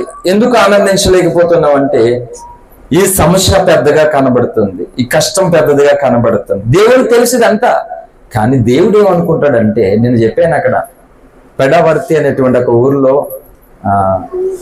ఎవరది మండపేట దగ్గరలో ఏంటి, దేవుడు ఒక ప్రేగు లేకుండా, రక్తం లేకుండా నేను ఇలా బ్రతుకుతున్నానంటే నా జీవితంలో ఇది నాకు గొప్ప సాక్ష్యం కాదు. నా జీవితంలో గొప్పది ఏంటి అని అంటే, అద్భుతం ఏంటంటే, ఆ గొప్ప దేవుడు ఈ భూమి మీద నా వంటి ఒక బలహీనుణ్ణి ఎన్నుకున్నాడు. ఇది అద్భుతం అని చెప్పాను. హల్లెలూయా. అంతే. చుట్టూ ఎంతమంది నిన్ను పట్టించుకోలేని వాళ్ళు ఉన్నారు, కానీ దేవుడు పట్టించుకుంటుంటే ఆయనకు నువ్వు దొరకాలి లేదా? చెప్పాలి. నేను చెప్తున్నాను, దేవుడు కొన్ని ద్వారాలు తెరుస్తాడు. ఎందుకంటే ఈ సమయం వరకు కూడా నువ్వు ఆయన కవిగుల్లోనికి రావాలి, ఆయన మీద ఆధారపడాలి, ఆయన శక్తిని తీసుకోవాలి, ఆయన వలనే మేలు పొందాలని ద్వారాలు తెరుస్తాడు. ఆ సమయం వరకు రప్పించడం కొరకు, అక్కడికి తీసుకురావడం కొరకు ఆయన చేయవలసినటువంటి పనులన్నీ చేస్తాడు. అందుకని ఇశ్రాయేలును కాపాడేవాడు కొనుక్కొని నిద్రపోడు. ఏం చేస్తాడంటే, నిన్ను దేవుడు తెరిచిన ఆ ద్వారము దగ్గరికి, ఆ పొలిమేల దగ్గరకు తీసుకురావడానికి ఈయన అన్ని ప్రయత్నాలు చేస్తాడు నీ జీవితంలో. ఒక్కొక్క మాట ద్వారా, సాక్ష్యం ద్వారా, వాక్యం ద్వారా, చుట్టూ జరుగుతున్న పరిస్థితుల ద్వారా అక్కడ తీసుకురావడానికి. ఇన్ని జరిగిన తర్వాత కూడా నువ్వు అక్కడికి రాకపోతే అప్పుడు ఏమవుతుందంటే, క్లోజ్ యువర్ డోర్, దేవుడు క్లోజ్ చేస్తాడు ఆ ద్వారాన్ని. అప్పుడు నువ్వేం చేసినా ఉండదు. హల్లెలూయా. బలమంతా పోయాక, బలమంతా పోయాక చేయాలని ఉంది నీ సేవను, చేయాలని ఉంది నీ సేవను. హల్లెలూయా. దైవజనులు పాస్టర్ ప్రవీణ్ గారు, షారోన్ ప్రవీణ్ గారు, బెల్లంపల్లి పాస్టర్ ప్రవీణ్ గారు రాసినటువంటి పాట. బలవంత పోయిన తర్వాత ఏం చేస్తావు నువ్వు? సేవా పరిచర్య ఉండగానే చేయాలి. అది అయిపోయిన తర్వాత చేయడానికి ఏముంటుంది? అందుకే ఏమీ లేకుండానే నీ కొరకు ఏదో చేయాలనుకుంటున్నాను, నా వల్ల కావడం లేదు, ప్లీజ్ హెల్ప్ మీ ఫాదర్, నాకు సహాయం చేయండి, ఏదైనా చేయాలనుకుంటున్నానని బ్రతిమాలుకున్నాను ఆయన్ను. నేను చెప్తున్నాను, దావీదు అంటే తన జీవితంలో గొర్రెల స్థానంలో నుండి ఏంటి అందరికి ఆశీర్వాదం అక్కడి నుండి ఇక్కడికి వెళ్ళిపోయాడు ఈజీగా చెప్పేస్తాడు. ఈజీగా రాదు ఆశీర్వాదం. ఆశీర్వాదం ఎక్కడ దాగి ఉన్నదంటే, చాలా కన్నీళ్లు ఉండాలి ఆశీర్వాదాలు వెనక. హల్లెలూయా. చాలా ప్రసవేదన ఉండాలి, చాలా గాయాలు ఉండాలి, చాలా అవమానాలు ఉండాలి, చాలా నిందలు ఉండాలి. అందులో ఉంటది మాట అసలైనటువంటి శ్రేష్టమైనటువంటి ఆశీర్వాదం. హల్లెలూయా. 99 రోజులు పడినటువంటి శ్రమకు ప్రతిఫలంగా ఒక రోజు దేవుడు మొత్తం మార్చేస్తాడు పరిస్థితిని. హల్లెలూయా. మనం ఇష్టపడాలి. దేవుడు బలవంతంగా చేయడు మన జీవితంలో ఏ చేయనా. అందుకే నీ ప్రవర్తన అంతటి యందు, సామెతలు 3:5 ప్రకారంగా నీ ప్రవర్తన అంతటి యందు ఆయన అధికారానికి ఒప్పుకున్నాము. అదే మూలవాక్యంతో 10-15 ప్రసంగాలు చేశాను, డిఫరెంట్ సందేశాలు. హల్లెలూయా. ఉన్నాయి అందులో, నెట్ లో ఉన్నాయి అన్ని కూడా. నేను వింటాను, నా సందేశాలు మళ్ళా నేను వింటాను, అనేక సంగతులు నేర్చుకుంటాను నేను. ఈ రోజు ప్రజల పరిస్థితి ఎలా ఉన్నది అంటే, దావీదు కోసం చెప్తున్నాను కదా, అడవిలో గొర్రెలు కాసుకున్నటువంటి దావీదు ఇశ్రాయేలుకి రాజు అవ్వాడు. ఎట్లా అయిపోయాడు? దావీదు తన జీవితంలో తన దినచర్య ఏం చెప్పినా ఇలా చూడాలి. అలాగా మనం ఏంటంటే ఒకదాని మీద ఉండిపోయాం మనం. ఏదైనా సరే ఒకదాని మీద డిఫెండ్ అయిపోతున్నాం. అందుకే మన జీవితంలో చేయవలసినవి చేయలేకపోతున్నాం. దైవజనులు రంజిత్ గారు ఎన్నోసార్లు చెప్పారు, నువ్వు ద్వంద్వదానం ఎత్తాలి అంటే నువ్వు ఒక్కరిగా ఉండిపోకూడదు. అంటే 2-3 పనులు ఉన్నాయి, ఆ 2-3 పనులు చేయడానికి నువ్వు 2-3 మనుషులుగా అయిపోవాలన్నమాట. అంటే ఒక మైండ్ కొరకే ఆలోచిస్తున్నావు అంతే, ఒకదాని మీద కోసమే. అంటే ఆ సామర్థ్యం ఉంది, చిన్నపిల్ల సామర్థ్యం మాట. హల్లెలూయా. అవసరం అంటే చెప్తాను, 22 సార్లు బైబిల్ ఎలా చదవాలని తెలుసా నేను? నా హిస్టరీ ఒకసారి తిరిగేసుకోండి కావాలంటే, మీకు డేట్స్ సంవత్సరాలతో సహా చెప్తాను. 94 నుండి మా నాన్న నన్ను చిన్నపిల్లవాడిగా ఈ భుజాన్ని వేసుకుని తిప్పేవాడు హాస్పిటల్కి. పొద్దుట వెళ్ళే వాళ్ళ ఇంటికి తెల్లాజామిని, గొట్టం పరిష్కారం. ఆ రోజుల్లో ఇంటికి ఎప్పుడు వచ్చేవాళ్ళమో తెలిసేది కాదు, చచ్చిపోయిన శవలాగా ఉండేవాడు తెలుసా. ఈ భుజాన్ని వేసుకుని తీసుకెళ్లేవాడు నన్ను. నరక వేదన ఎలా ఉంటుందో అనుభవించాను నేను. చెప్తున్నాను వినండి శ్రద్ధగా. మన జీవితంలో మనం ఏది కోల్పోతున్నామో, ఏది చేస్తున్నామో, అక్కడ నుండి కాలేజెస్ ఏంటి, స్కూల్లో నేను క్రైస్తవుని కాదు, కాలేజీలోనే క్రైస్తవుని అయ్యాను నేను. ఇంటర్లోను 10th అయిన తర్వాత కాలేజీకి బైబిల్ అట్టుకెళ్ళేవాడిని. ఫిరుడుకి ఖాళీగా ఉంది, ఎవరో రారు, ఏం చేసేవాడిని, ఓపెన్ ద బైబిల్ చదివేవాడిని.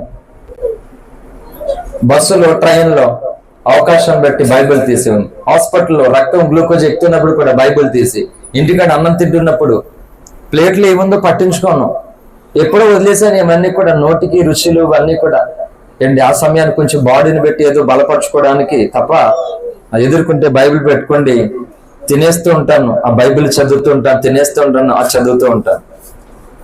హల్లెలూయా.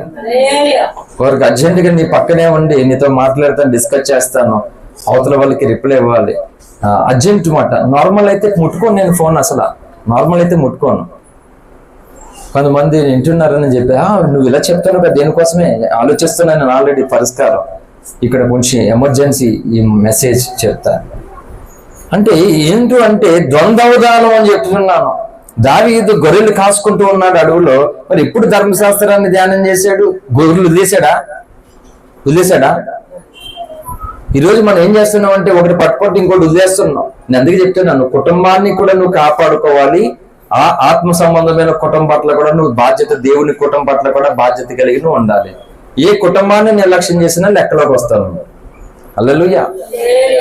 వదిలేవద్దు, నిర్లక్ష్యంగా ఉండొద్దు, చెయ్యాలని చెప్తుంది.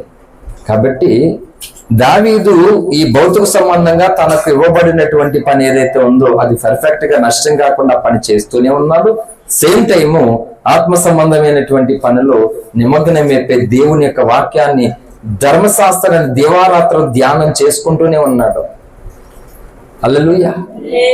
ఈరోజు చెప్పండి, నిజం చెప్తున్నాను, ఈ ఫోన్లు వచ్చిన తర్వాత చాలా మంది జీవితాలు నాశనం అయిపోయినాయి. లాభ సంగతి పక్కన పెడతాను, చాలా నాశనం అయిపోయినాయి చాలా మంది జీవితాల్లో. ఎందుకంటే కనీసం ఏదో సమయంలో ఏదో రోజు బైబిల్ ముట్టుకుని తీసి చదివేవాళ్ళు ఇప్పుడు దరిద్రం ఏంటంటే బైబిల్ తెచ్చుకోకుండా గుడికి వస్తున్నారు. అది చాలా దరిద్రము, అసహ్యము, మంచిది కాదు. అలా నా పిల్లలు ఎవరు ఉండొద్దు, బైబిల్ ఖచ్చితంగా ఉండాలి. నా పిల్లలే కాదు, యేసయ్య ప్రతి పిల్లలు కూడా, క్రైస్తవ ప్రతి ఒక్కరి చేతుల్లోనూ కూడా బైబిల్ ఖచ్చితంగా ఉండాలి. ఎన్ని చదువు రాకపోయినా టచ్ ఫోన్ ఉన్నప్పుడు, చదువు రాకపోతే బైబిల్ ఎందుకు ఉండకూడదు? చెప్పాలి, ఉండకూడదా? ఉండాలా? దేవుని మాట కదా అది. ఆ సమయంలో ఎవరో చదువుకున్న వాళ్ళు ఉంటారు బైబిల్ లేకుండా. చదువుకోలేని నీ చేతిలో బైబిల్ వాళ్ళకి ఇవి ఒకరికి ఉపయోగపడినట్టు అవుతావు కదా, అవునా కదా?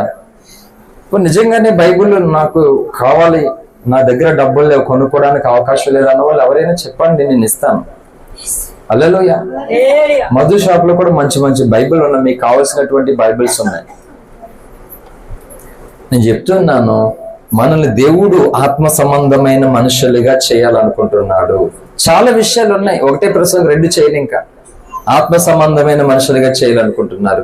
మరి ఆత్మ సంబంధమైన మనుషులు అవ్వడానికి నువ్వు పచ్చిగుడ్డు, పచ్చిపాలు తాగితే అవుతావా?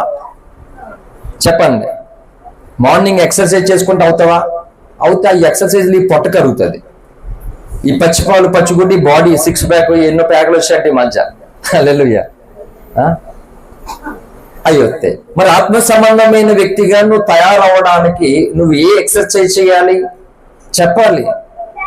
అమ్మ, మిమ్మల్ని మీరు టైం తీసుకోండి, నాకు టైం ఇవ్వాలి త్వరగా. శరీర సంబంధమైనటువంటి ఫిజికల్ గా కొన్ని స్ట్రెచెస్ తగ్గించాలి, పెంచాలి అంటే ఉన్న ఎక్సర్సైజ్. ఆత్మ సంబంధమైన మనుషులు అవ్వడానికి మనం ఎలాంటి ఎక్సర్సైజ్ చేయాలి చెప్పండి అమ్మా? వాక్యాన్ని ధ్యానం చేయాలి.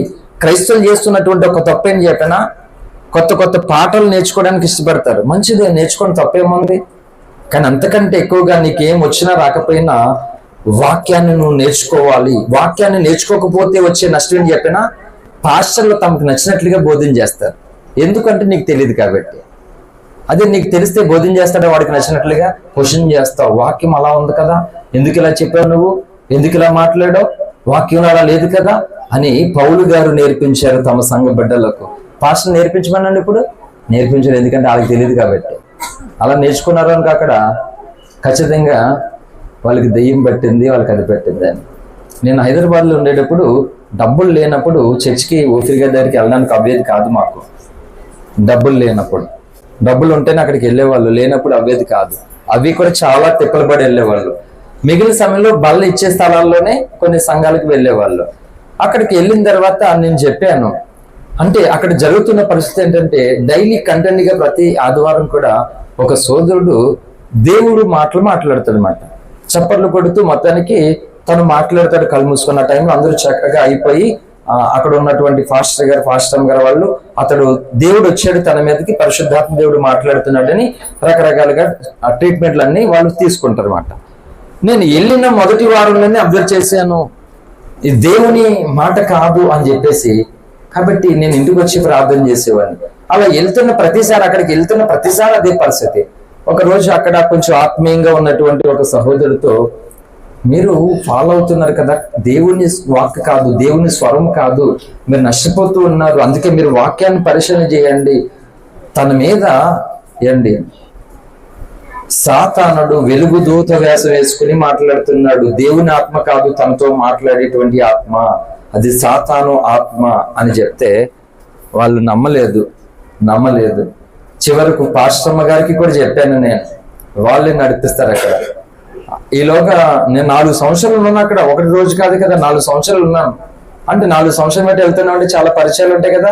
చెప్పాను కాదు కదా అంటే 4 ఏళ్ళుగా కూడా వాళ్ళు అదే ఫాలో అవుతూ వచ్చారు. వాళ్ళు నమ్మలేదు.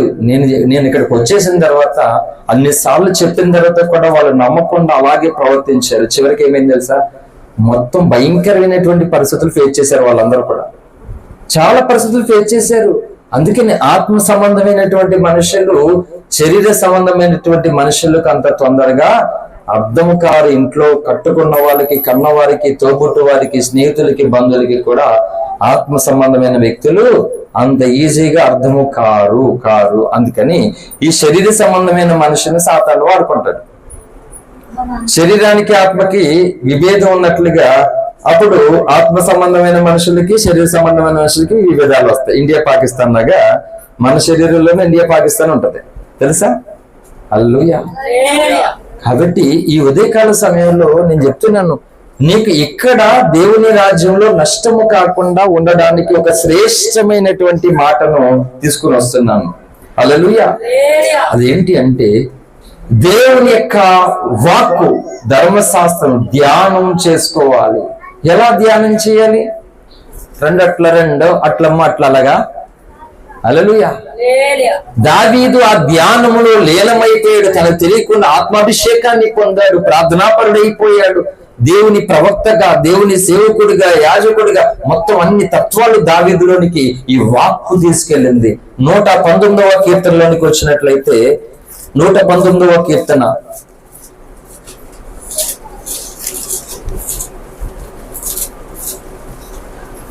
100వ చరణం, 100 సెంచరీ.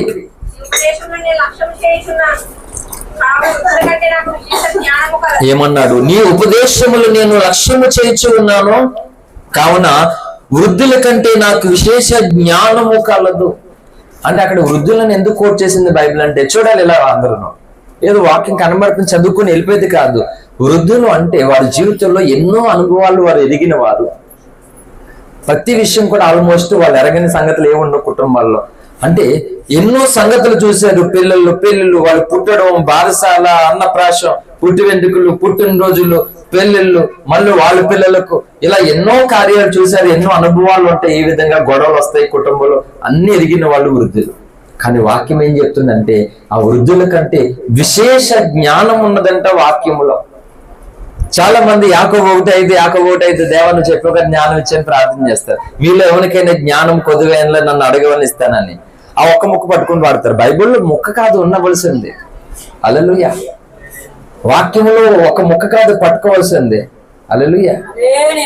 అక్కడ దేవుని యొక్క వాక్యాన్ని ధ్యానము చేయడం మొదలు పెడితే నీకు కావలసిన జ్ఞానం సమృద్ధిగా వస్తుంది. కానీ నువ్వు చెప్పావు కదా ప్రభా జ్ఞానాన్ని అడిగి ఇస్తానన్నావు కదా అడిగితేనే అని ఎత్తే అయ్యోడు అక్కడ అదంతా జ్ఞానమే, వాక్యమంతా జ్ఞానమే. కాబట్టి మనం ఇక్కడ వేసిన గొంగలు అక్కడేలాగా ఉండిపోవద్దు. హల్లెలూయా. దేవుని యొక్క వాక్యం కింద కూడా రాయబడి ఉంది 101. నేను నీ వాక్యమును అనుసరించినట్లు దుష్ట మార్గములన్నిటిలో నుండి నా పాదములు తొలగించుకుని ఉన్నాను. నీవు నాకు బోధించితే గనక నీ న్యాయ విధుల నుండి నేను తొలగకై ఉన్నాను. నీ వాక్యములు నా జీవకు ఎంతో మధురములు, అవి నా నోటికి తేనె కంటే తీపిగానున్నవి. 97 కూడా నీ ధర్మశాస్త్రం నాకు ఎంతో ప్రేమగా ఉన్నది, దినమెల్లా నేను దాన్ని ధ్యానించుచూ ఉన్నాను. నీ ఆజ్ఞ నిత్యము నాకు తోడుగానున్నవి, నా శత్రువులు మించిన జ్ఞానం అవి నాకు కలుగు చేయుచున్నవి. నీ శాసనము నేను ధ్యానించుచున్నాను, కావున నా బోధకులకు అందరికంటే నాకు విశేష జ్ఞానము కలదు. నేను చెప్తాను ఎక్కడున్నాయి బైబిల్ కాలేజీకి వెళ్తుంటాయా చెప్పండి, ఎక్కడ? నీ చేతులు ఉన్న బైబిల్లో ఉన్నవి ఇవన్నీ కూడా. అందుకని నేను చెప్తున్నాను చూడాలి, అలాగా ప్రార్థనాపూర్వకంగా దేవుని యొక్క వాక్యాన్ని చదవాలి, వాక్యాన్ని ధ్యానం చేయాలి. ఈ వాక్యమే ఇలా చూడాలి, ఈ వాక్యమే ఈ భూమి మీద మనకు ఎదురవుతున్న సకల స్థితి గతుల పరిస్థితులన్నిటిలో నుండి శాంతి, సమాధానం, నెమ్మది, ప్రశాంతత, ఆదరణ అంతా కలిపి ఈ వాక్యములోనే గుప్తమై ఉన్నది. ఎందుకంటే యోహాను సువార్త 1:1 త్వరగా చూడకుండానే చదవచ్చు అందరికీ ఉన్నది. హల్లెలూయా. ఆది యందు వాక్యం ఉండెను, వాక్యము దేవుని యొద్ద ఉండెను, వాక్యమే దేవుడై ఉండెను. ఆ వాక్యం 14లోకి వచ్చి కృపా సత్య సంపూర్ణగా శరీరధారిగా ఈ భూమి మీదకి వచ్చాడు. హల్లెలూయా. అంటే మన జీవితంలో ఎలా చూడాలి, వాక్యములో ఏమున్నదో నువ్వు తెలుసుకోకపోవడం వల్ల, వాక్యాన్ని నువ్వు చదవకపోవడం వల్ల, వాక్యాన్ని నువ్వు ధ్యానం చేయకపోవడం వల్ల ఏమవుతుందంటే చూడాలిలాగా దేవుని ఆలోచన, దేవుని మనసు, దేవుని ఉద్దేశము అర్థం కావట్లేదు. హల్లెలూయా. దాన్ని బట్టి మనం పొందవలసినటువంటి నష్టాలన్నీ పొందుకుంటూ ఉన్నాం. ఏంది ఒంట్లో బాగోలేనప్పుడు డాక్టర్ గారి దగ్గరికి వెళ్ళి చూపించుకుంటాం లేదా? మరి మనకు సమస్యలు తలెత్తుతున్నప్పుడు ఏదో సైలెంట్ గా ఉండిపోయి దేవుడు చూసుకుంటానంటే చూస్తాడండి? చూడడం అవసరం లేదు దేవునికి. కాబట్టి నువ్వేం చేయాలి? దేవరాత్రులు కన్నీరు కార్చాలి, అవసరమైనప్పుడు ఉపవాసం ఉండాలి, గోజాడాలి, దేవుణ్ణి బ్రతిమాలుకోవాలి. అందుకే భక్తులు తమ జీవితంలో ఇది చాలా ఇబ్బందిగా ఉంది, రెండిట్లతోటి వాయిస్ డిఫరెంట్ గా మారిపోతుంది. ఆ ఫ్యాన్ కూడా కట్టేయండి లేకపోతే. హల్లెలూయా. వినండి, కొద్ది నిమిషాలు ముగించేస్తాను. కాబట్టి మనం మన భక్తి జీవితంలో మేలు పొందడానికి దేవుని యొక్క వాక్యములో పెట్టాడు మన ఆశీర్వాదాలన్నీ దేవుడు. హల్లెలూయా. వాక్యములో పెట్టాడు అన్ని కూడా. ఆ వాక్యాన్ని ఇప్పుడు ఏం చేయాలంటే నీకెంత ఆశీర్వాదం కావాలో, నువ్వెన్ని మేలులు పొందాలో, నువ్వెంత దీవెన పొందాలో, నువ్వెంత ఎత్తుకు ఎదగాలో అవన్నీ చేయడానికి వాక్యమును ఎక్సర్సైజ్ చేయాలి, ధ్యానము చెయ్యాలి అంట. హల్లెలూయా. క్రైస్తవులు ఈనాడు బోధకులతో సాయం చేస్తున్నారంటే వాక్యానికి ఇంపార్టెంట్ ఉండదు. కోటాలు చూడండి, ప్రార్థనలు చూడండి, వాక్యం చెప్పడానికి సమయం ఉండదు. అక్కడ మీ చిత్రం ఏంటో అర్థం కాదు. చూసావా సాతాను ప్లాన్? అంటే క్రైస్తవ సంఘాల్లోనూ కూడా అన్నిటికీ ప్రయారిటీ ఇస్తారు, కానీ వాక్యం దగ్గరకు వచ్చేసరికి అంత ఇంపార్టెంట్ ఉండదు. ఎందుకు? ఇగో ఈ వాక్యంలో ఇన్ని ఉన్నాయి కాబట్టి ఇది నీకు తెలిస్తే నువ్వు ఎక్కడ బాగుపడతావో, ఎక్కడ ధ్యానం చేసేసి నీ జీవితాన్ని ఎక్కడైతే కట్టేసుకుంటావో అని. అందుకనే జ్ఞానవంతురాలు సామెతలు 14:1 ప్రకారంగా జ్ఞానవంతురాలు తన ఇల్లు కట్టుకును, 3 రాళ్ళు తన చేతులతో తన ఇల్లు ఊడబెరుకును అంట. హల్లెలూయా. ఏ జ్ఞానము? లోక జ్ఞానమా? కాదు, వాక్యములో ఉన్నటువంటి జ్ఞానము. హల్లెలూయా. కాబట్టి ఈ ధర్మశాస్త్రం అంతా ఆనందించుచు దీవారాత్రములు అంట దాన్ని ధ్యానించువాడు ధన్యుడు. ఈరోజు క్రైస్తవులు ఏం చేస్తున్నారంటే, దరిద్రం ఏంటంటే చర్చెస్లో చాటింగ్లు, చాలా చోట్ల చర్చెస్లో సెల్ ఫోన్ చాటింగ్లు మాట. ఎంత దరిద్రమేండి, ఎంత దరిద్రము. అంటే బైబిల్ చదవడానికి లేదు, వాక్యమేమో స్టేటస్లో పెట్టుకుంటారు. మహా అయితే పెట్టుకోవాలి, మనకి దేవుడు ఏమైతే, మీరు ఏమై యాప్లు వాడతారో మీ ఇష్టం, అవి ఏ యాప్ అయితే మీరు వాడుకుంటారో ఆ ప్రతి యాప్ ద్వారా దేవుడిని మీరు కనబరచండి, తప్పలేదు. అందుకే నా జీవితంలో సంబంధించిన ప్రతిదీ కూడా నేను స్టేటస్ పెడతాను. హల్లెలూయా. అంటే దేవుడు కనబడాలి, ఆయనకి మహిమ కలగాలి, ఆయన్ని చూడాలి, ఆయన చదవాలి అనేటువంటి ఆశతో పెడతాను. సేమ్ టైం వాక్యం కూడా నా హృదయంలో ఉన్నది. హల్లెలూయా. నేను చెప్తున్నా, ఈ రోజులో ఇన్ని ప్రాబ్లమ్స్, ఇన్ని పరిస్థితులు ఫేస్ చేస్తూ ఉన్నా ఇంకా నేను ఇలాగా ఒక బండరాయిలాగా, ఒక మొండోళ్ళలాగా నేను ఉండడానికి కారణం ఏంటంటే, నన్ను సర్వకాల సర్వ వ్యవస్థలో నడిపిస్తున్నటువంటి దేవుని వాక్యం. హల్లెలూయా. ఆ వాక్యానికి నువ్వు చోటివ్వకపోతే, ఆ వాక్యం మీద నువ్వు ఆధారపడకపోతే, ఆ వాక్యంలో ఏముందో నువ్వు ధ్యానం చేయకపోతే, రకరకాలమైనటువంటి కలుషితమైనటువంటి బోధలు, కలుషితమైనటువంటి ప్రపంచము నిన్ను కమ్మేస్తుంది. సూర్యుడిని మబ్బులు కమ్ముతున్నట్లుగా కమ్మేస్తుంది, రాలేవు బయటికి. హల్లెలూయా. సెల్ ఫోన్తో రాత్రంతా గడుపుతూ ఉన్నారు. ఎన్నో మాట చెప్తే నన్ను ఏమన్నా మేలు కలిగిందా? ఏమీ లేదు ఉపయోగం, ఏమీ లేదు ఉపయోగం. అంటే మంచి పని చేసుకో, తప్పులేదు, చేయొద్దని నేను అనట్లేదు. కానీ భక్తుల జీవితాల్లో రాత్రంతా కూడా అంట దివారాత్రములు దేవుని వాక్యాన్ని ధ్యానం చేశారంట. వాళ్ళు ఎందుకు చేశారు అంటే, ఆయన మార్గాలను చూస్తున్నప్పుడు, ఈయన మార్గాలు చూసుకుంటున్నప్పుడు ఇద్దరికి డిఫరెంట్ ఎక్కడ ఉందో, ఇందాక యెషయా 55:8 చదివినట్లుగా దావీదు అనుభవం అది. దేవా, నీకు ఆయాస్కరమైనది నా యందు ఏదైనా ఉన్నదేమో చూపమన్నాడు.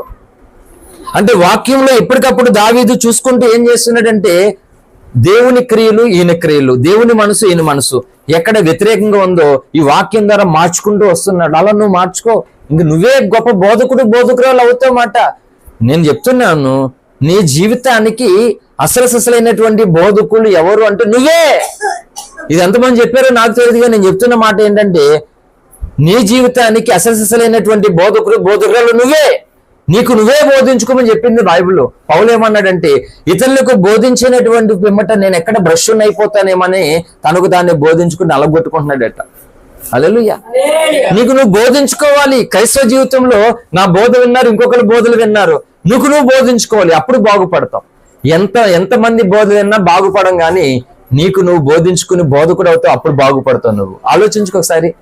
చుట్టూ ఉన్నటువంటి అన్ని సమాజాన్ని చూడు, కొత్తగా రక్షణ పొందిన వాళ్ళు చూడు, నిన్ను చూసుకో. నువ్వు ఎలాగున్నావు, నీ క్రియలు ఎలాగున్నాయి, నీ ఆలోచనలు ఎలాగున్నాయి, నీ మార్గాలు ఎలాగున్నాయి, నీ ఉద్దేశాలు ఎలాగున్నాయి, దేవుడు నిన్ను ఎందుకొరకు ఏర్పాటు చేసుకున్నాడు, కానీ నువ్వు ఎందుకొరకు బ్రతుకుతున్నావు, ఒకసారి నీకు నువ్వు ఆలోచించుకుని చేసుకో. అందుకే నా జీవితంలో ఏంటంటే, రోగంతో ఉన్నాను నేను, అలాగే ఉండిపోవాలా. నేను ఒకరోజు నా పుట్టినరోజు నాడు నేను 123 అధ్యాయాలు బైబిల్ చదివాను. ఆ రోజు చర్చెస్లో చాలా పని ఉంది. విశ్వాసంగా ఉన్నప్పుడు లాస్ట్ విశ్వాసం అదే నాకు చివరి బర్త్డే. హల్లెలూయా. తర్వాత సేవకుని అయిపోయాను నేను. ఏమైందంటే, డేవిడ్ బ్రెయిన్ హార్ట్ గారి మధు దగ్గర ఉందనుకుంటా పుస్తకం, జీవిత చరిత్ర చదివాను. 123 అధ్యాయాలు బైబిల్ చదివాను. చర్చెస్లో దాదాపు చాలా 4-5 గంటలు చర్చిలో పనిచేశాను. డేవిడ్ బ్రెయిన్ హార్ట్ గారు 29 సంవత్సరాల వయసులో చనిపోయాడు. నాకంటే చాలా చిన్నోడు ఆయన. చనిపోయినప్పుడు రోగంతో ఉన్నాడు, శరీరం సపోర్ట్ చేయదు. ఇంకా చాలా మంది భక్తులు రోగాలతో ఉన్నారు. కాబట్టి ఇలాగ నేను వింటున్న సందేశాలు, చదువుతున్నటువంటి పుస్తకాలు ఇవన్నీ చూసుకున్నప్పుడు వీళ్ళలో ఈ బలహీనత ఉంది. సో ఈ బలహీనతను బట్టి వీళ్ళు ముందుకు వెళ్లకుండా వెనక్కి వెళ్ళిపోవడానికి అవకాశాలు ఎక్కువ ఉన్నాయి. కానీ అయినా సరే వీళ్ళు ముందుకు ఎలా వెళ్ళారు, పాయింట్ అండర్లైన్ చేసుకున్నాను. వినాలి శ్రద్ధగా, మీరు జీవితంలో నువ్వు అండర్లైన్ చేసుకోవాలి. అది వీళ్ళు ఇంత సమస్యలతో ఉన్నారు, ఈ సమస్యని బట్టి వీళ్ళు దేవునికి దూరం అయిపోవాలి. అయినా సరే వీళ్ళు దేవునికి ఎలా దగ్గర అయ్యారు. సో ఏదో ఉంది, ఇది అండర్లైన్ చేసుకోవడం. ఓ పక్క భయంకరమైనటువంటి అవమానం. యోసేపు నిందేశాడు, ఇంట్లో పెట్టుకున్న పాపానికి ఇంటి యజమానురాలి మీద కన్నేశాడని చెరసాల పాలు చేశారు.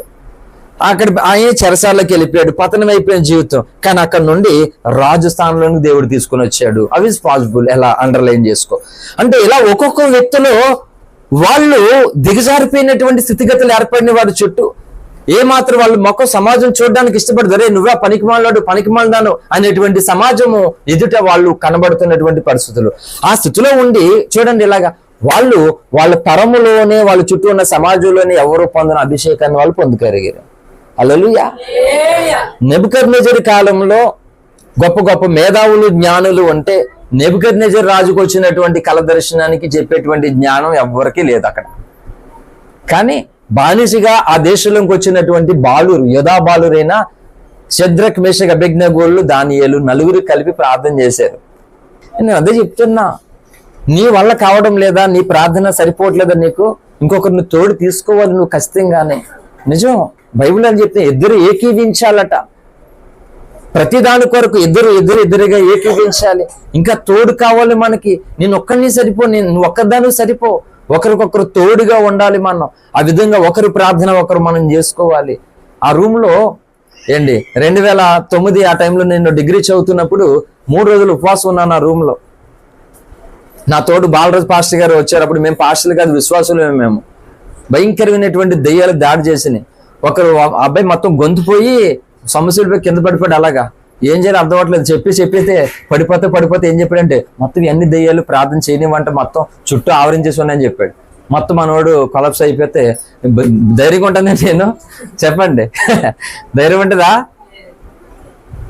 ఏమీ చేయలేనటువంటి పరిస్థితి. ఒకరు అలసిపోతే ఒకరు ప్రార్థన చేసేవాళ్ళు, ఒకరు అలసిపోతే ఒకరు ఇద్దరికి పాటలు పాడడం రాదు కొన్ని ఆరాధన జరిగించడానికి. మొత్తం మీద అలాగా ఆయన మిక్స్ అయితే సౌండ్ రకరకాల మిక్సర్ వస్తాయి, సౌండ్లు వస్తాయి కదా, అలాగే రకరకాలుగా మొత్తం మీద వచ్చిన పాటలతో చేసి వెళ్ళి ఒకరు అలసిపోతే ఒకరు వెళ్ళిపోయి అబ్బాయి చెప్తే అలా ఉండిపోయాడు. ఏం చేయాలి అర్థం కాని పరిస్థితి. అలా మోకాళ్ళు వేసి, ప్రభువా నీ కొరకు ఇక్కడ కనిపెడుతున్నావు, నువ్వు దిగి వస్తే తప్ప మేము బయటికి వెళ్ళని స్థలం నుంచి అని చెప్పేసి ప్రార్థన చేశాను. ఇంకా ఓపిక లేదు, అబ్బాయిలు ఎగుతలేదు. నాకున్న ఓపికతో ఏడుస్తూ కన్నీరు కారుస్తూ ఆరాధన చేస్తూ ప్రార్థన చేస్తున్నాను. ఆ అబ్బాయి ఎలాగట్లేదు. ఆ అబ్బాయిలు అయితే కొంచెం ధైర్యం అవుతుందంటే చివరికి ఉన్న ఓపిక అంతా అయిపోయి ఇంకా ప్రభువా మా వల్ల కాదని చెప్పేసి నేను కొలాప్స్ అయిపోయాను. ఆ అబ్బాయి లేచి పరిశుద్ధాత్మ చేత ప్రార్థన చేసి మొదలెడితే నాకు ధైర్యం వచ్చింది. నేను లేసాను. ఇద్దరు ఏకదాటిగా ప్రార్థన చేసాం. 3 రోజులు ఉపవాసం కంప్లీట్ చేసుకున్నాం.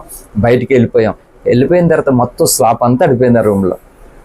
మేమిద్దరు అక్కడ ఉండగా ఖచ్చితంగా ఇద్దరు చచ్చిపోదు. మొత్తం ఆ రూమ్ స్లాప్ అంతా పడిపోయింది కింద. బయటికి వెళ్ళిపోయిన తర్వాత పడిపోయింది అదే రోజు. ఆ తర్వాత నేను యుగాంతం పుస్తకం అప్పుడు చదివాను. మోకాళ్ళు లేసి ఉదయం 6 అయింది, మోకాళ్ళు లేసి సాయంత్రం 6 గంటల వరకు చదివాను యుగాంత పుస్తకం. ఒకేసారి చదివాను, చెప్తున్నాను ఇప్పటికీ కూడా. అవసరమైనప్పుడు పరిశుద్ధాత్మ సహాయం చేత కొన్ని ప్రసంగాల ప్రకటన గ్రంథం గురించి చేస్తాను. హల్లెలూయా. అంటే ఒక గోల్తో చదవాలి, ఒక గోల్తో వినాలి, ఒక గోల్తో ధ్యానం చేయాలి. ఏదో ఈ రోజు ఒక అధ్యయనం చదివేసుకోవాలి అలా అంటే ఏముండదు. ఏదో ప్రసంగం వినేస్తున్నాను ఎంతసేపు సర్లే తప్పదుగా, అలా ఉపయోగం ఉండదు.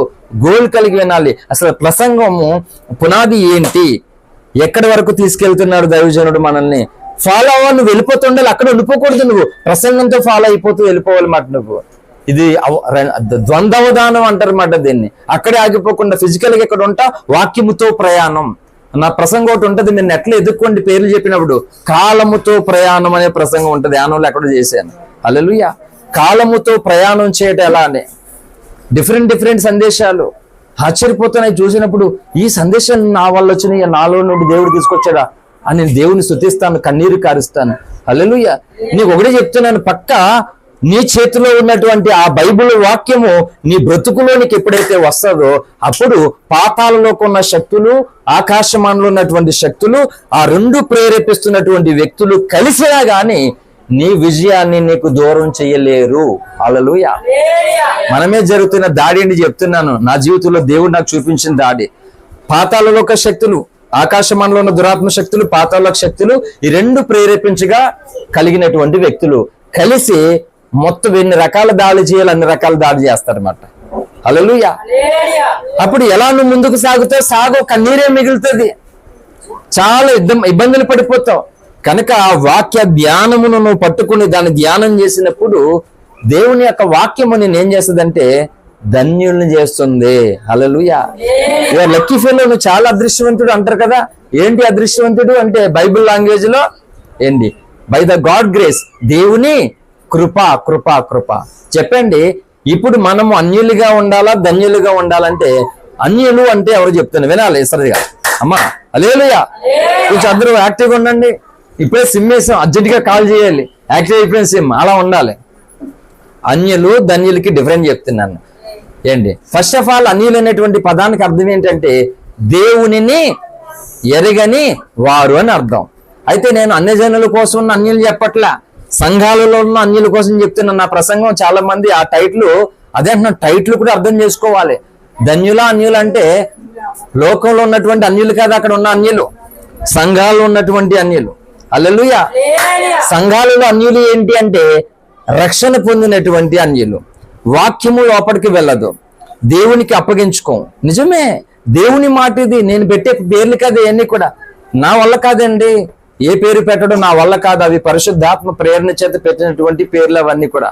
హల్లెలూయా.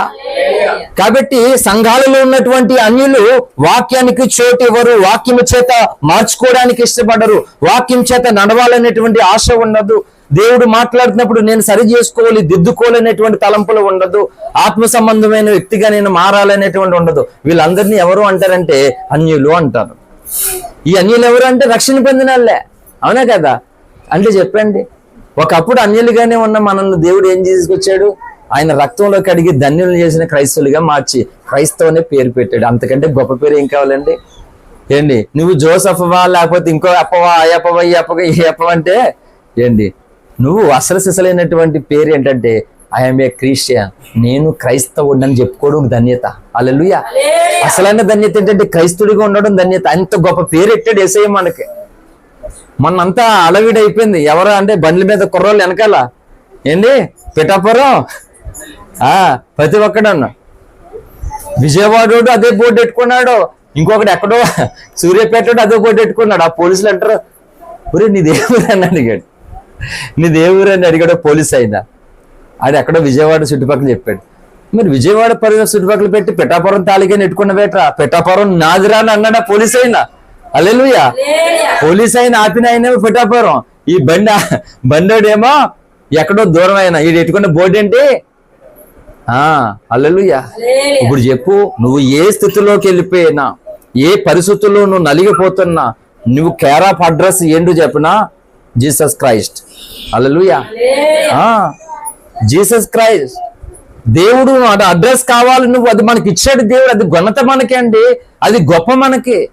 అంతకంటే ఇంకేం కావాలి మనకి చెప్పండి? ఇంత గొప్ప పేరు దేవుడు మనకు తగిలించిన తర్వాత ఈ పేరును చెడగొట్టే క్రైస్తవులుగా బ్రతుకుదామా?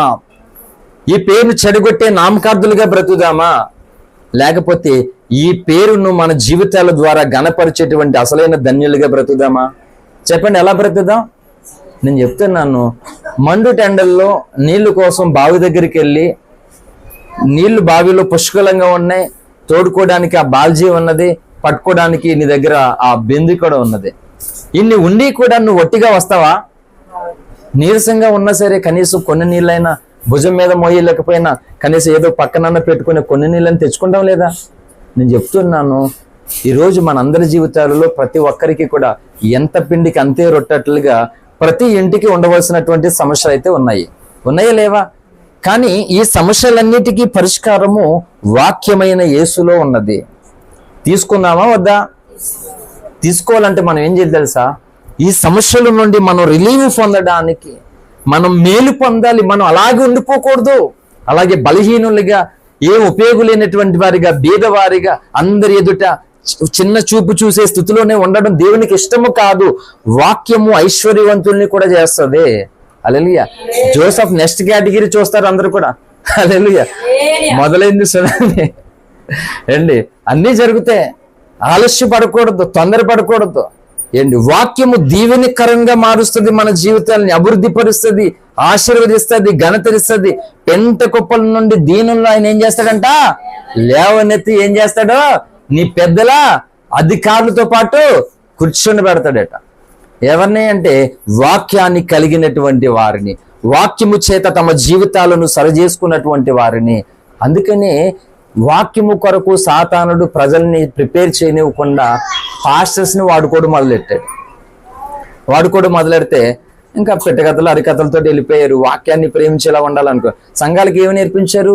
ఏ వాక్యాలు నేర్పించారంటే, తమ్ముడు పెట్టాడు నేను జాన్ ఒక పోస్ట్, దశం భాగం ఇస్తే నువ్వు దీవించబడతావు, దశం భాగం ఇస్తే ఆశీర్వదించబడతావు. ఇది ఒకటి పెట్టారు. నేను చెప్తున్నాను, దశం భాగం కంటే గొప్పది వాక్యమా కాదా? చెప్పండి. ఇప్పుడు నేను చెప్పాను ఎన్నోసార్లు, ఏసయ్య మరి దశం భాగం నేను ఏ జాబు లేదు, నా దగ్గర ఏ ఉద్యోగం లేదు, నన్ను ఎవరొకరు కనీసం ఇతరులు సాయం చేస్తేనే నా దగ్గర ఏదైనా ఉండేది, మరి ఏమీ లేవు, నేను ఎలా ఇవ్వగలను ప్రభువా, నా వల్ల కాదు, ఇగో నా జీవితమే నీకు ఇస్తున్నానని ఎన్నోసార్లు చెప్పాను యేసయ్యకు నేను. ఇప్పుడు వాక్యాన్ని పెట్టుకున్నాను, ఇవ్వడానికి నా దగ్గర లేదు. సరే, వాక్యాన్ని పెట్టుకున్నాను, ఇవ్వడానికి డబ్బు లేదు కాబట్టి, నేను ఏ దశ భాగం నా జీవితంలో ఇవ్వలేదు కాబట్టి నన్ను దేవుడు అంగీకరించడా? నన్ను దేవుడు దీవించడానికి ఇష్టపడ్డా? నీ దగ్గర ఉండి కూడా ఇవ్వడానికి ఇష్టపడకుండా దాచుకునే వ్యక్తిగా ఉంటే అప్పుడు సీరియస్ అవుతుంది, కానీ ఇవ్వడానికి లేదండి, అప్పుడు దేవుడు దశంభాగ్యం లేదు, ఉండి ఏంటి అసలే లేకుండా ఉన్నటువంటి నిన్ను ఇవ్వలేదని చెప్పేసి దేవుడు సీరియస్ అవుతాడా? లేదు. అది చెప్తున్నాను. ఈ వాక్యం అయితే దేవుడే ఇస్తున్నాడు నీకు నాకు. హల్లెలూయా. ఈ వాక్యమే దేవుడు ఇస్తున్నాడు. కనీసం ఈ వాక్యాన్ని మన జీవితంలో పాటించడానికి అవకాశం ఉందా లేదా? నువ్వు పొందినటువంటి వాక్యం ఇంకొకరు పరిచయం చేయడానికి అవకాశం ఉందా లేదా? ఉన్నది. మనం ఏంటంటే చాలా నెగ్లెక్ట్గా ఉన్నాము, లేజినెస్గా మనం ఉన్నాం. అలా ఉండొద్దు అసలు. ఎన్ని ప్రసంగాలు ఇంపార్టెంట్ కా చెప్తున్నాను. దేవుని యొక్క వాక్యము బైబిల్లోనూ సంఘంలో వినబడేటట్లుగా కాదు. ఆ వాక్యము నువ్వు ఎక్కడికి వెళ్తే అక్కడ నీతో ఉండాలి. హల్లెలూయా. నీ చుట్టూ ఉండాలి ఆ వాక్యం మాట. నీ అపజయములన్నిటిలో నుండి విజయమునిచ్చేదే వాక్యం మాట. హల్లెలూయా. ఈ వాక్యాన్ని అంటే దావీదు ఏం చేశాడంటే దివారాత్రులు ధ్యానం చేశాడు. అందుకే దావీదు తన జీవితంలో సొంత అన్నదమ్ములు ఉన్నారు, వాళ్ళందరికంటే ఉన్నతుడు అయిపోయాడు. కారణం ఏంటి? ఎవరిని తొక్కుకుంటే వెళ్ళింది కాదు, అందరికంటే ఎక్కువగా దేవుని వాక్యమును ధ్యానం చేసి ఆ వాక్యం తగినట్లుగా నేను బ్రతకాలని దావీదు అప్పగించేసుకున్నాడు. ఈరోజు క్రైస్తవులు ఏంటంటే నామకార్థంగా జీవిస్తున్నారు, వాక్యానికే ఇంపార్టెంట్ ఇవ్వట్లేదు, చోటు ఇవ్వట్లేదు. జీవితాలు అందుకే అలాగున్నాయి. మనం ఉపయోగపడట్లేదు దేవునికి. దేవుడు మనల్ని వాడుకోవాలనుకుంటున్నాడు. మరి ఆశ మనకు ఉండాలా లేదా? దేవుడు నన్ను వాడుకోవాలి తన పని కొరకు అనే ఆశ ఉండాలి. నువ్వు ప్రార్థనలో కనిపెట్టాలి, కన్నీరు కార్చాలి, ఉపవాసం ఉండాలి. దేవా, నేను ఇలాగే ఉండిపోకూడదు, నేను ఈ స్థితిలో ఉండిపోకూడదు, నన్ను ఆశీర్వదించు ప్రభువా, నన్ను నీ పని కొరకు వాడుకో ప్రభువా, నేను నీకు ఉపయోగపడే సాధనంగా చే ప్రభువా. నువ్వు గోజాడాలి దేవుడి దగ్గర. అప్పుడు దేవుడు చేయడానికి ఇష్టపడతాడు. అదే అన్న, నీ ప్రయత్నం నువ్వు ఆపేసినప్పుడు ఆయన ఎలా చేస్తాడండి? ఆయన కనబడట్లేదు, నువ్వు ఎలా చేస్తాడు దేవుడు? చేయడానికి ఇష్టపడ్డు. ఈత నేర్చుకోవాలంటే నీళ్ళలోకి వెళ్ళాలి, ఒక బండి నేర్చుకోవాలంటే దాని మీదకి వెళ్ళాలి. అలాగని దేవుని చేత దీవించబడాలంటే నువ్వు దేవుని దగ్గర ఉండాలి. అందుకే దేవుడు ఏం చెప్పేది తెలుసా? యాకోబు 4:8, దేవుని యొద్దకు రండి. Very good. మీరు అలా ప్రతి విషయంలో చెప్తే నాకు చాలా రిలీఫ్ అవుతుంది. హల్లెలూయా. దేవుని దగ్గరికి రాకుండా వస్తాడు ఆయన. దేవుని దగ్గరగా ఎప్పుడు రమ్మన్నాడు? నీ కష్టాలు, నష్టాలు, బాధలు, దుఃఖాలు, వేదనలు అన్ని ఉన్నాయని ఎరిగిన దేవుడే అన్నిటి ఉన్నాయి కదా, రా, అయితే నా దగ్గర ఉన్న ఆనందాన్ని నీకు ఇస్తానని చెప్తున్నాడు ఆయన. హల్లెలూయా. పాస్టర్లు ఏం చేస్తున్నారు? మీ దగ్గర ఉన్న కొనంతా తీసుకుని వెళ్ళిపోతున్నారు వాళ్ళు. దేవుడు ఏం చేస్తున్నాడు? భారం మోసుకుని పోతున్న సమస్త జనులారా, ఆయన నీకు సమాధానం, శాంతి, నెమ్మది, ఆదరణ, ఆనందం ఇవ్వడానికి రమ్మంటున్నాడు. మనుషులు ఏమో నీ దగ్గర ఉన్నది లాగడానికి రమ్మంటున్నారు. అవును, వీళ్ళు లాగేవాళ్ళ దగ్గరికి వెళ్తాను అంటున్నారు. మరి నీ భారాన్ని తీసేవాడి దగ్గరికి రావట్లా. అంటారు కదా, మేక గొర్రె కట్టుకోండి గడ్డెడతాను రామ్మ, గంజేస్తాను రామ్మ అంటే అది ఇల్లు వచ్చేట్లా తెప్పించేస్తుంది. అది ఈ ఎత్తుకెళ్ళిపోయి నరికేవాడు అంటాడు చూసావా, ఆడు ఏ మంత్రం వేస్తాడో తెలియదు. మరి వెంటనే ఆడు వెనకాల వెళ్ళిపోతుంది. అరదో మేరదో పెన్షన్ అన్ని వేస్తే దాని వెనక వీళ్ళు తిరగలి దాని రుసట్లని ఎక్కడ ఉందని చెప్పేసి కట్టుకొని నమ్ముతారంటే కొంతమంది, మంచి నమ్మరు. ఏది రోజు కట్టుకొట్టి నరికేస్తారు శుభ్రంగా. కాబట్టి నేను చెప్తున్నాను, మనం గొప్పవారిగా, ఆనందకరముగా, ఉన్నతమైనటువంటి స్థితులుగా ఇక్కడ అక్కడ కూడా ఉండడానికి వాక్యం ఒకటే ఆధారం. హల్లెలూయా. ఇదొక్కటే ఆధారం. దీన్ని ధ్యానించాలి మన జీవితంలో. ఏదో వినాలి కాదు, నువ్వు అనుకోవాలి. మరి చెప్తున్నాను, మళ్ళీ ఆదివారం నువ్వు వస్తావు. ఈ ఆదివారం అయిన వాక్యము నువ్వు చేసుకుంటున్నటువంటి పనిలో ధ్యానం చేసుకోవాలి. ఏం చెప్పాడు దేవుడు ఈ వారం నాతో? ఆ వాక్యం నువ్వు ప్రతి స్థలంలో, నువ్వు ఉన్న స్థలాలలో ధ్యానం చేసుకుంటూ ఆ వాక్యానుసారంగా నీ జీవితాన్ని కట్టుకుంటే నువ్వు గొప్ప మార్పు కలుగుతుంది నీలో. దేవుని అభిషేకంతో నువ్వు నింపబడతావు. అప్పుడు దేవుని ప్రత్యక్షతలు, వరాల చేత నువ్వు నింపబడతావు. ఎన్నో విషయాలు ఉన్నాయి, కానీ చాలా సమయం అవుతుంది కనుక నేను ముగించేస్తున్నాను. చాలా విషయాలు ఉన్నాయి కనుక భక్తులందరూ కూడా వాక్యాన్ని ధ్యానము చేశారు. ఆ వాక్యము చేత తమ నడవడిక ఎలా ఉన్నదో చూసుకుని సరి చేసుకున్నారు, తమ ఆలోచన సరి చేసుకున్నారు. ఒక క్రైస్తవుడు ఎలా ఉండాలో అలా ఉండడానికి ఇష్టపడ్డారు. మేము అన్యులుగా అన్యుల ఆచారాలు అన్య తత్వాలు మనలో ఉండకూడదు, మన రక్షణ పొందాం, మన దేవుని ప్రజలు, ఈ విధంగా మనం జారక్రియలు చేయకూడదు, దేవునికి విరోధమైనటువంటి కార్యాల్లో మనం పాలుపంపులు పొందకూడదని వాక్యాన్ని పెట్టి వాళ్ళు ఏం చేశారంటే సరి చేసుకుని అప్పగించుకున్నారు. అందుకే దేవుడు ఆ తరంలో అంతలాగా వాళ్ళని లేవనెత్తాడు. ఇప్పుడు ఏంటంటే బైబిల్ చదవని తరము, బైబిల్ తీసుకురాలేనటువంటి తరము, బైబిల్ ఉన్నటువంటి మాటలు ఏమున్నాయో తెలుసుకోలేనటువంటి తరంలో మనం బ్రతికేస్తుంటే ఇశ్రాయేల్ని కాపాడేవాడు కొనుకొడు నిద్రపోలేనటువంటి మాట ఎలా నెరవేరుతా చెప్పండి? నెరవేరుతుందా? నెరవేరదు. అదే చెప్తున్నాను, నెరవేరాలంటే నీ చేతిలోనే ఉంది. హల్లెలూయా. నా దగ్గర తాళం చేయి ఉంది, అది ఓపెన్ చేయి కొంచెం అని అంటుంటే ఓపెన్ చేస్తావా? అవదు. ఈ తాళంతో ఓపెన్ చేయాలి. హల్లెలూయా. అలాగే నేను మీ కొరకు ప్రార్థన మాత్రం చేయగలుగుతాను, ఓపెన్ చేసేటువంటి శక్తి నీ చేతిలోనే ఉన్నదే. హల్లెలూయా. కాబట్టి వాక్యము చేత భక్తులు తమ జీవితంలో కలిగినటువంటి శ్రమల కొలుములో మిక్కిలి ఆనందించిరి. హల్లెలూయా. పౌలు శీలలు స్వార్థ ప్రకటించి సువార్త ప్రకటించిన తర్వాత వాళ్ళు చెరసాలలో వేసేసారు, రాళ్ళతో కొట్టారు, రక్తాలు కారిపోతున్నాయి. ఏం చేశారంటే ప్రార్థన చేసి దేవుని స్తుతిస్తూ వచ్చారు. దేవుడు ఏం చేశాడు? అప్పుడు చెరసాల బద్దలైపోయింది. అధికారులు అనుకున్నారు ఈ యొక్క శిష్యులందరూ, ఈ చెరసాలలో ఉన్నటువంటి ఖైదీలందరూ పారిపోయారు, ఈ రాజును చంపేస్తాడని కత్తి తీసి చంపుకోబోతున్నాడు. ఆగండి అని చెప్పారు మాట. మేము ఎక్కడికి వెళ్ళిపోలేదు, ఇక్కడే ఉన్నాం. ఏంటి అద్భుతం అని చెప్పేసి అంటే వాళ్ళు క్రీస్తు కొరకు మాట్లాడుతున్నప్పుడు కలిగే శ్రమంలోనూ కూడా ఆనందించగలిగారు వాళ్ళు. హల్లెలూయా. ఆనందాన్ని సాతానుడు పాడు చేయగలడా చెప్పండి? మిగతా ఆనందాన్ని పాడు చేయగలడు సాతానుడు. దేవుని మూలంగా కలిగే ఆనందాన్ని సాతానుడు కాదు, సాతాను అనుచరులు శక్తులందరూ కలిపినా పాడు చేయలేడు మాట. కాబట్టి మనం ఏం చేస్తున్నాం అంటే పాడు చేసే ఆనందాన్ని ఎత్తుకుంటున్నాం, అందుకే పాడైపోతున్నాం. హల్లెలూయా. పాడు చేయలేని ఆనందం దేవుని సన్నిధిలో, దేవుని వాక్యంలో ఉంది. దాన్ని పొందుకోవాలి, దాన్ని వెతకాలి, దాన్ని ధ్యానం చేసుకోవాలి. అది వాక్యములో ఉన్నది మాట. ఇది నువ్వు పొందుకోగలిగితే నిన్ను ఎవడు జయించలేడు, ఏ మనుషుడు నీ ఎదుట నిలవజాలడని ఎవరు చెప్పాడు? దేవుడు ఎవరు చెప్పాడు? ఏంటి చెప్పండి. నేను త్వరలో మీరు ఆదివారం విన్న ప్రసంగాలను పెట్టి ఒక ఎగ్జామ్ పెడతా. సండే స్కూల్ పిల్లలు కాదు, సండే స్కూల్ పిల్లల్ని కన్నా పెద్దోళ్ళకి. హల్లెలూయా. హల్లెలూయా. చదువు రాలేని వాళ్ళు కూడానే పక్కన చదువుకున్న పిల్లకాయని పెట్టేస్తాను, ఆ పైన చదువుతారు వాళ్ళు, ఇదని పెడతాను. నేను చెప్తున్నాను, నిన్న ఆ పెడవర్తి ఊర్లో మాకు సన్మానం చేశారు. ఎందుకు చేశారంటే ఆ గ్రూప్ పెట్టి సంవత్సరం అయిందంట. అందులో వాళ్ళు మిగిలిన సమయాలలో నైట్ అని కానీ పగలని లేదు కానీ అప్పటికప్పుడు ఫోన్ చేసి అన్న అర్జెంట్ వాక్యం చెప్పండి అన్న అంటే అలా వాక్యం చెప్తుండే వాళ్ళు ఏం చేశారంటే దైవజనులు ఎప్పుడు పడితే అప్పుడు వాక్యం చెప్పాం. ఎప్పుడు వాళ్ళకి కానుకలు కూడా ఏమి ఇవ్వలేదు.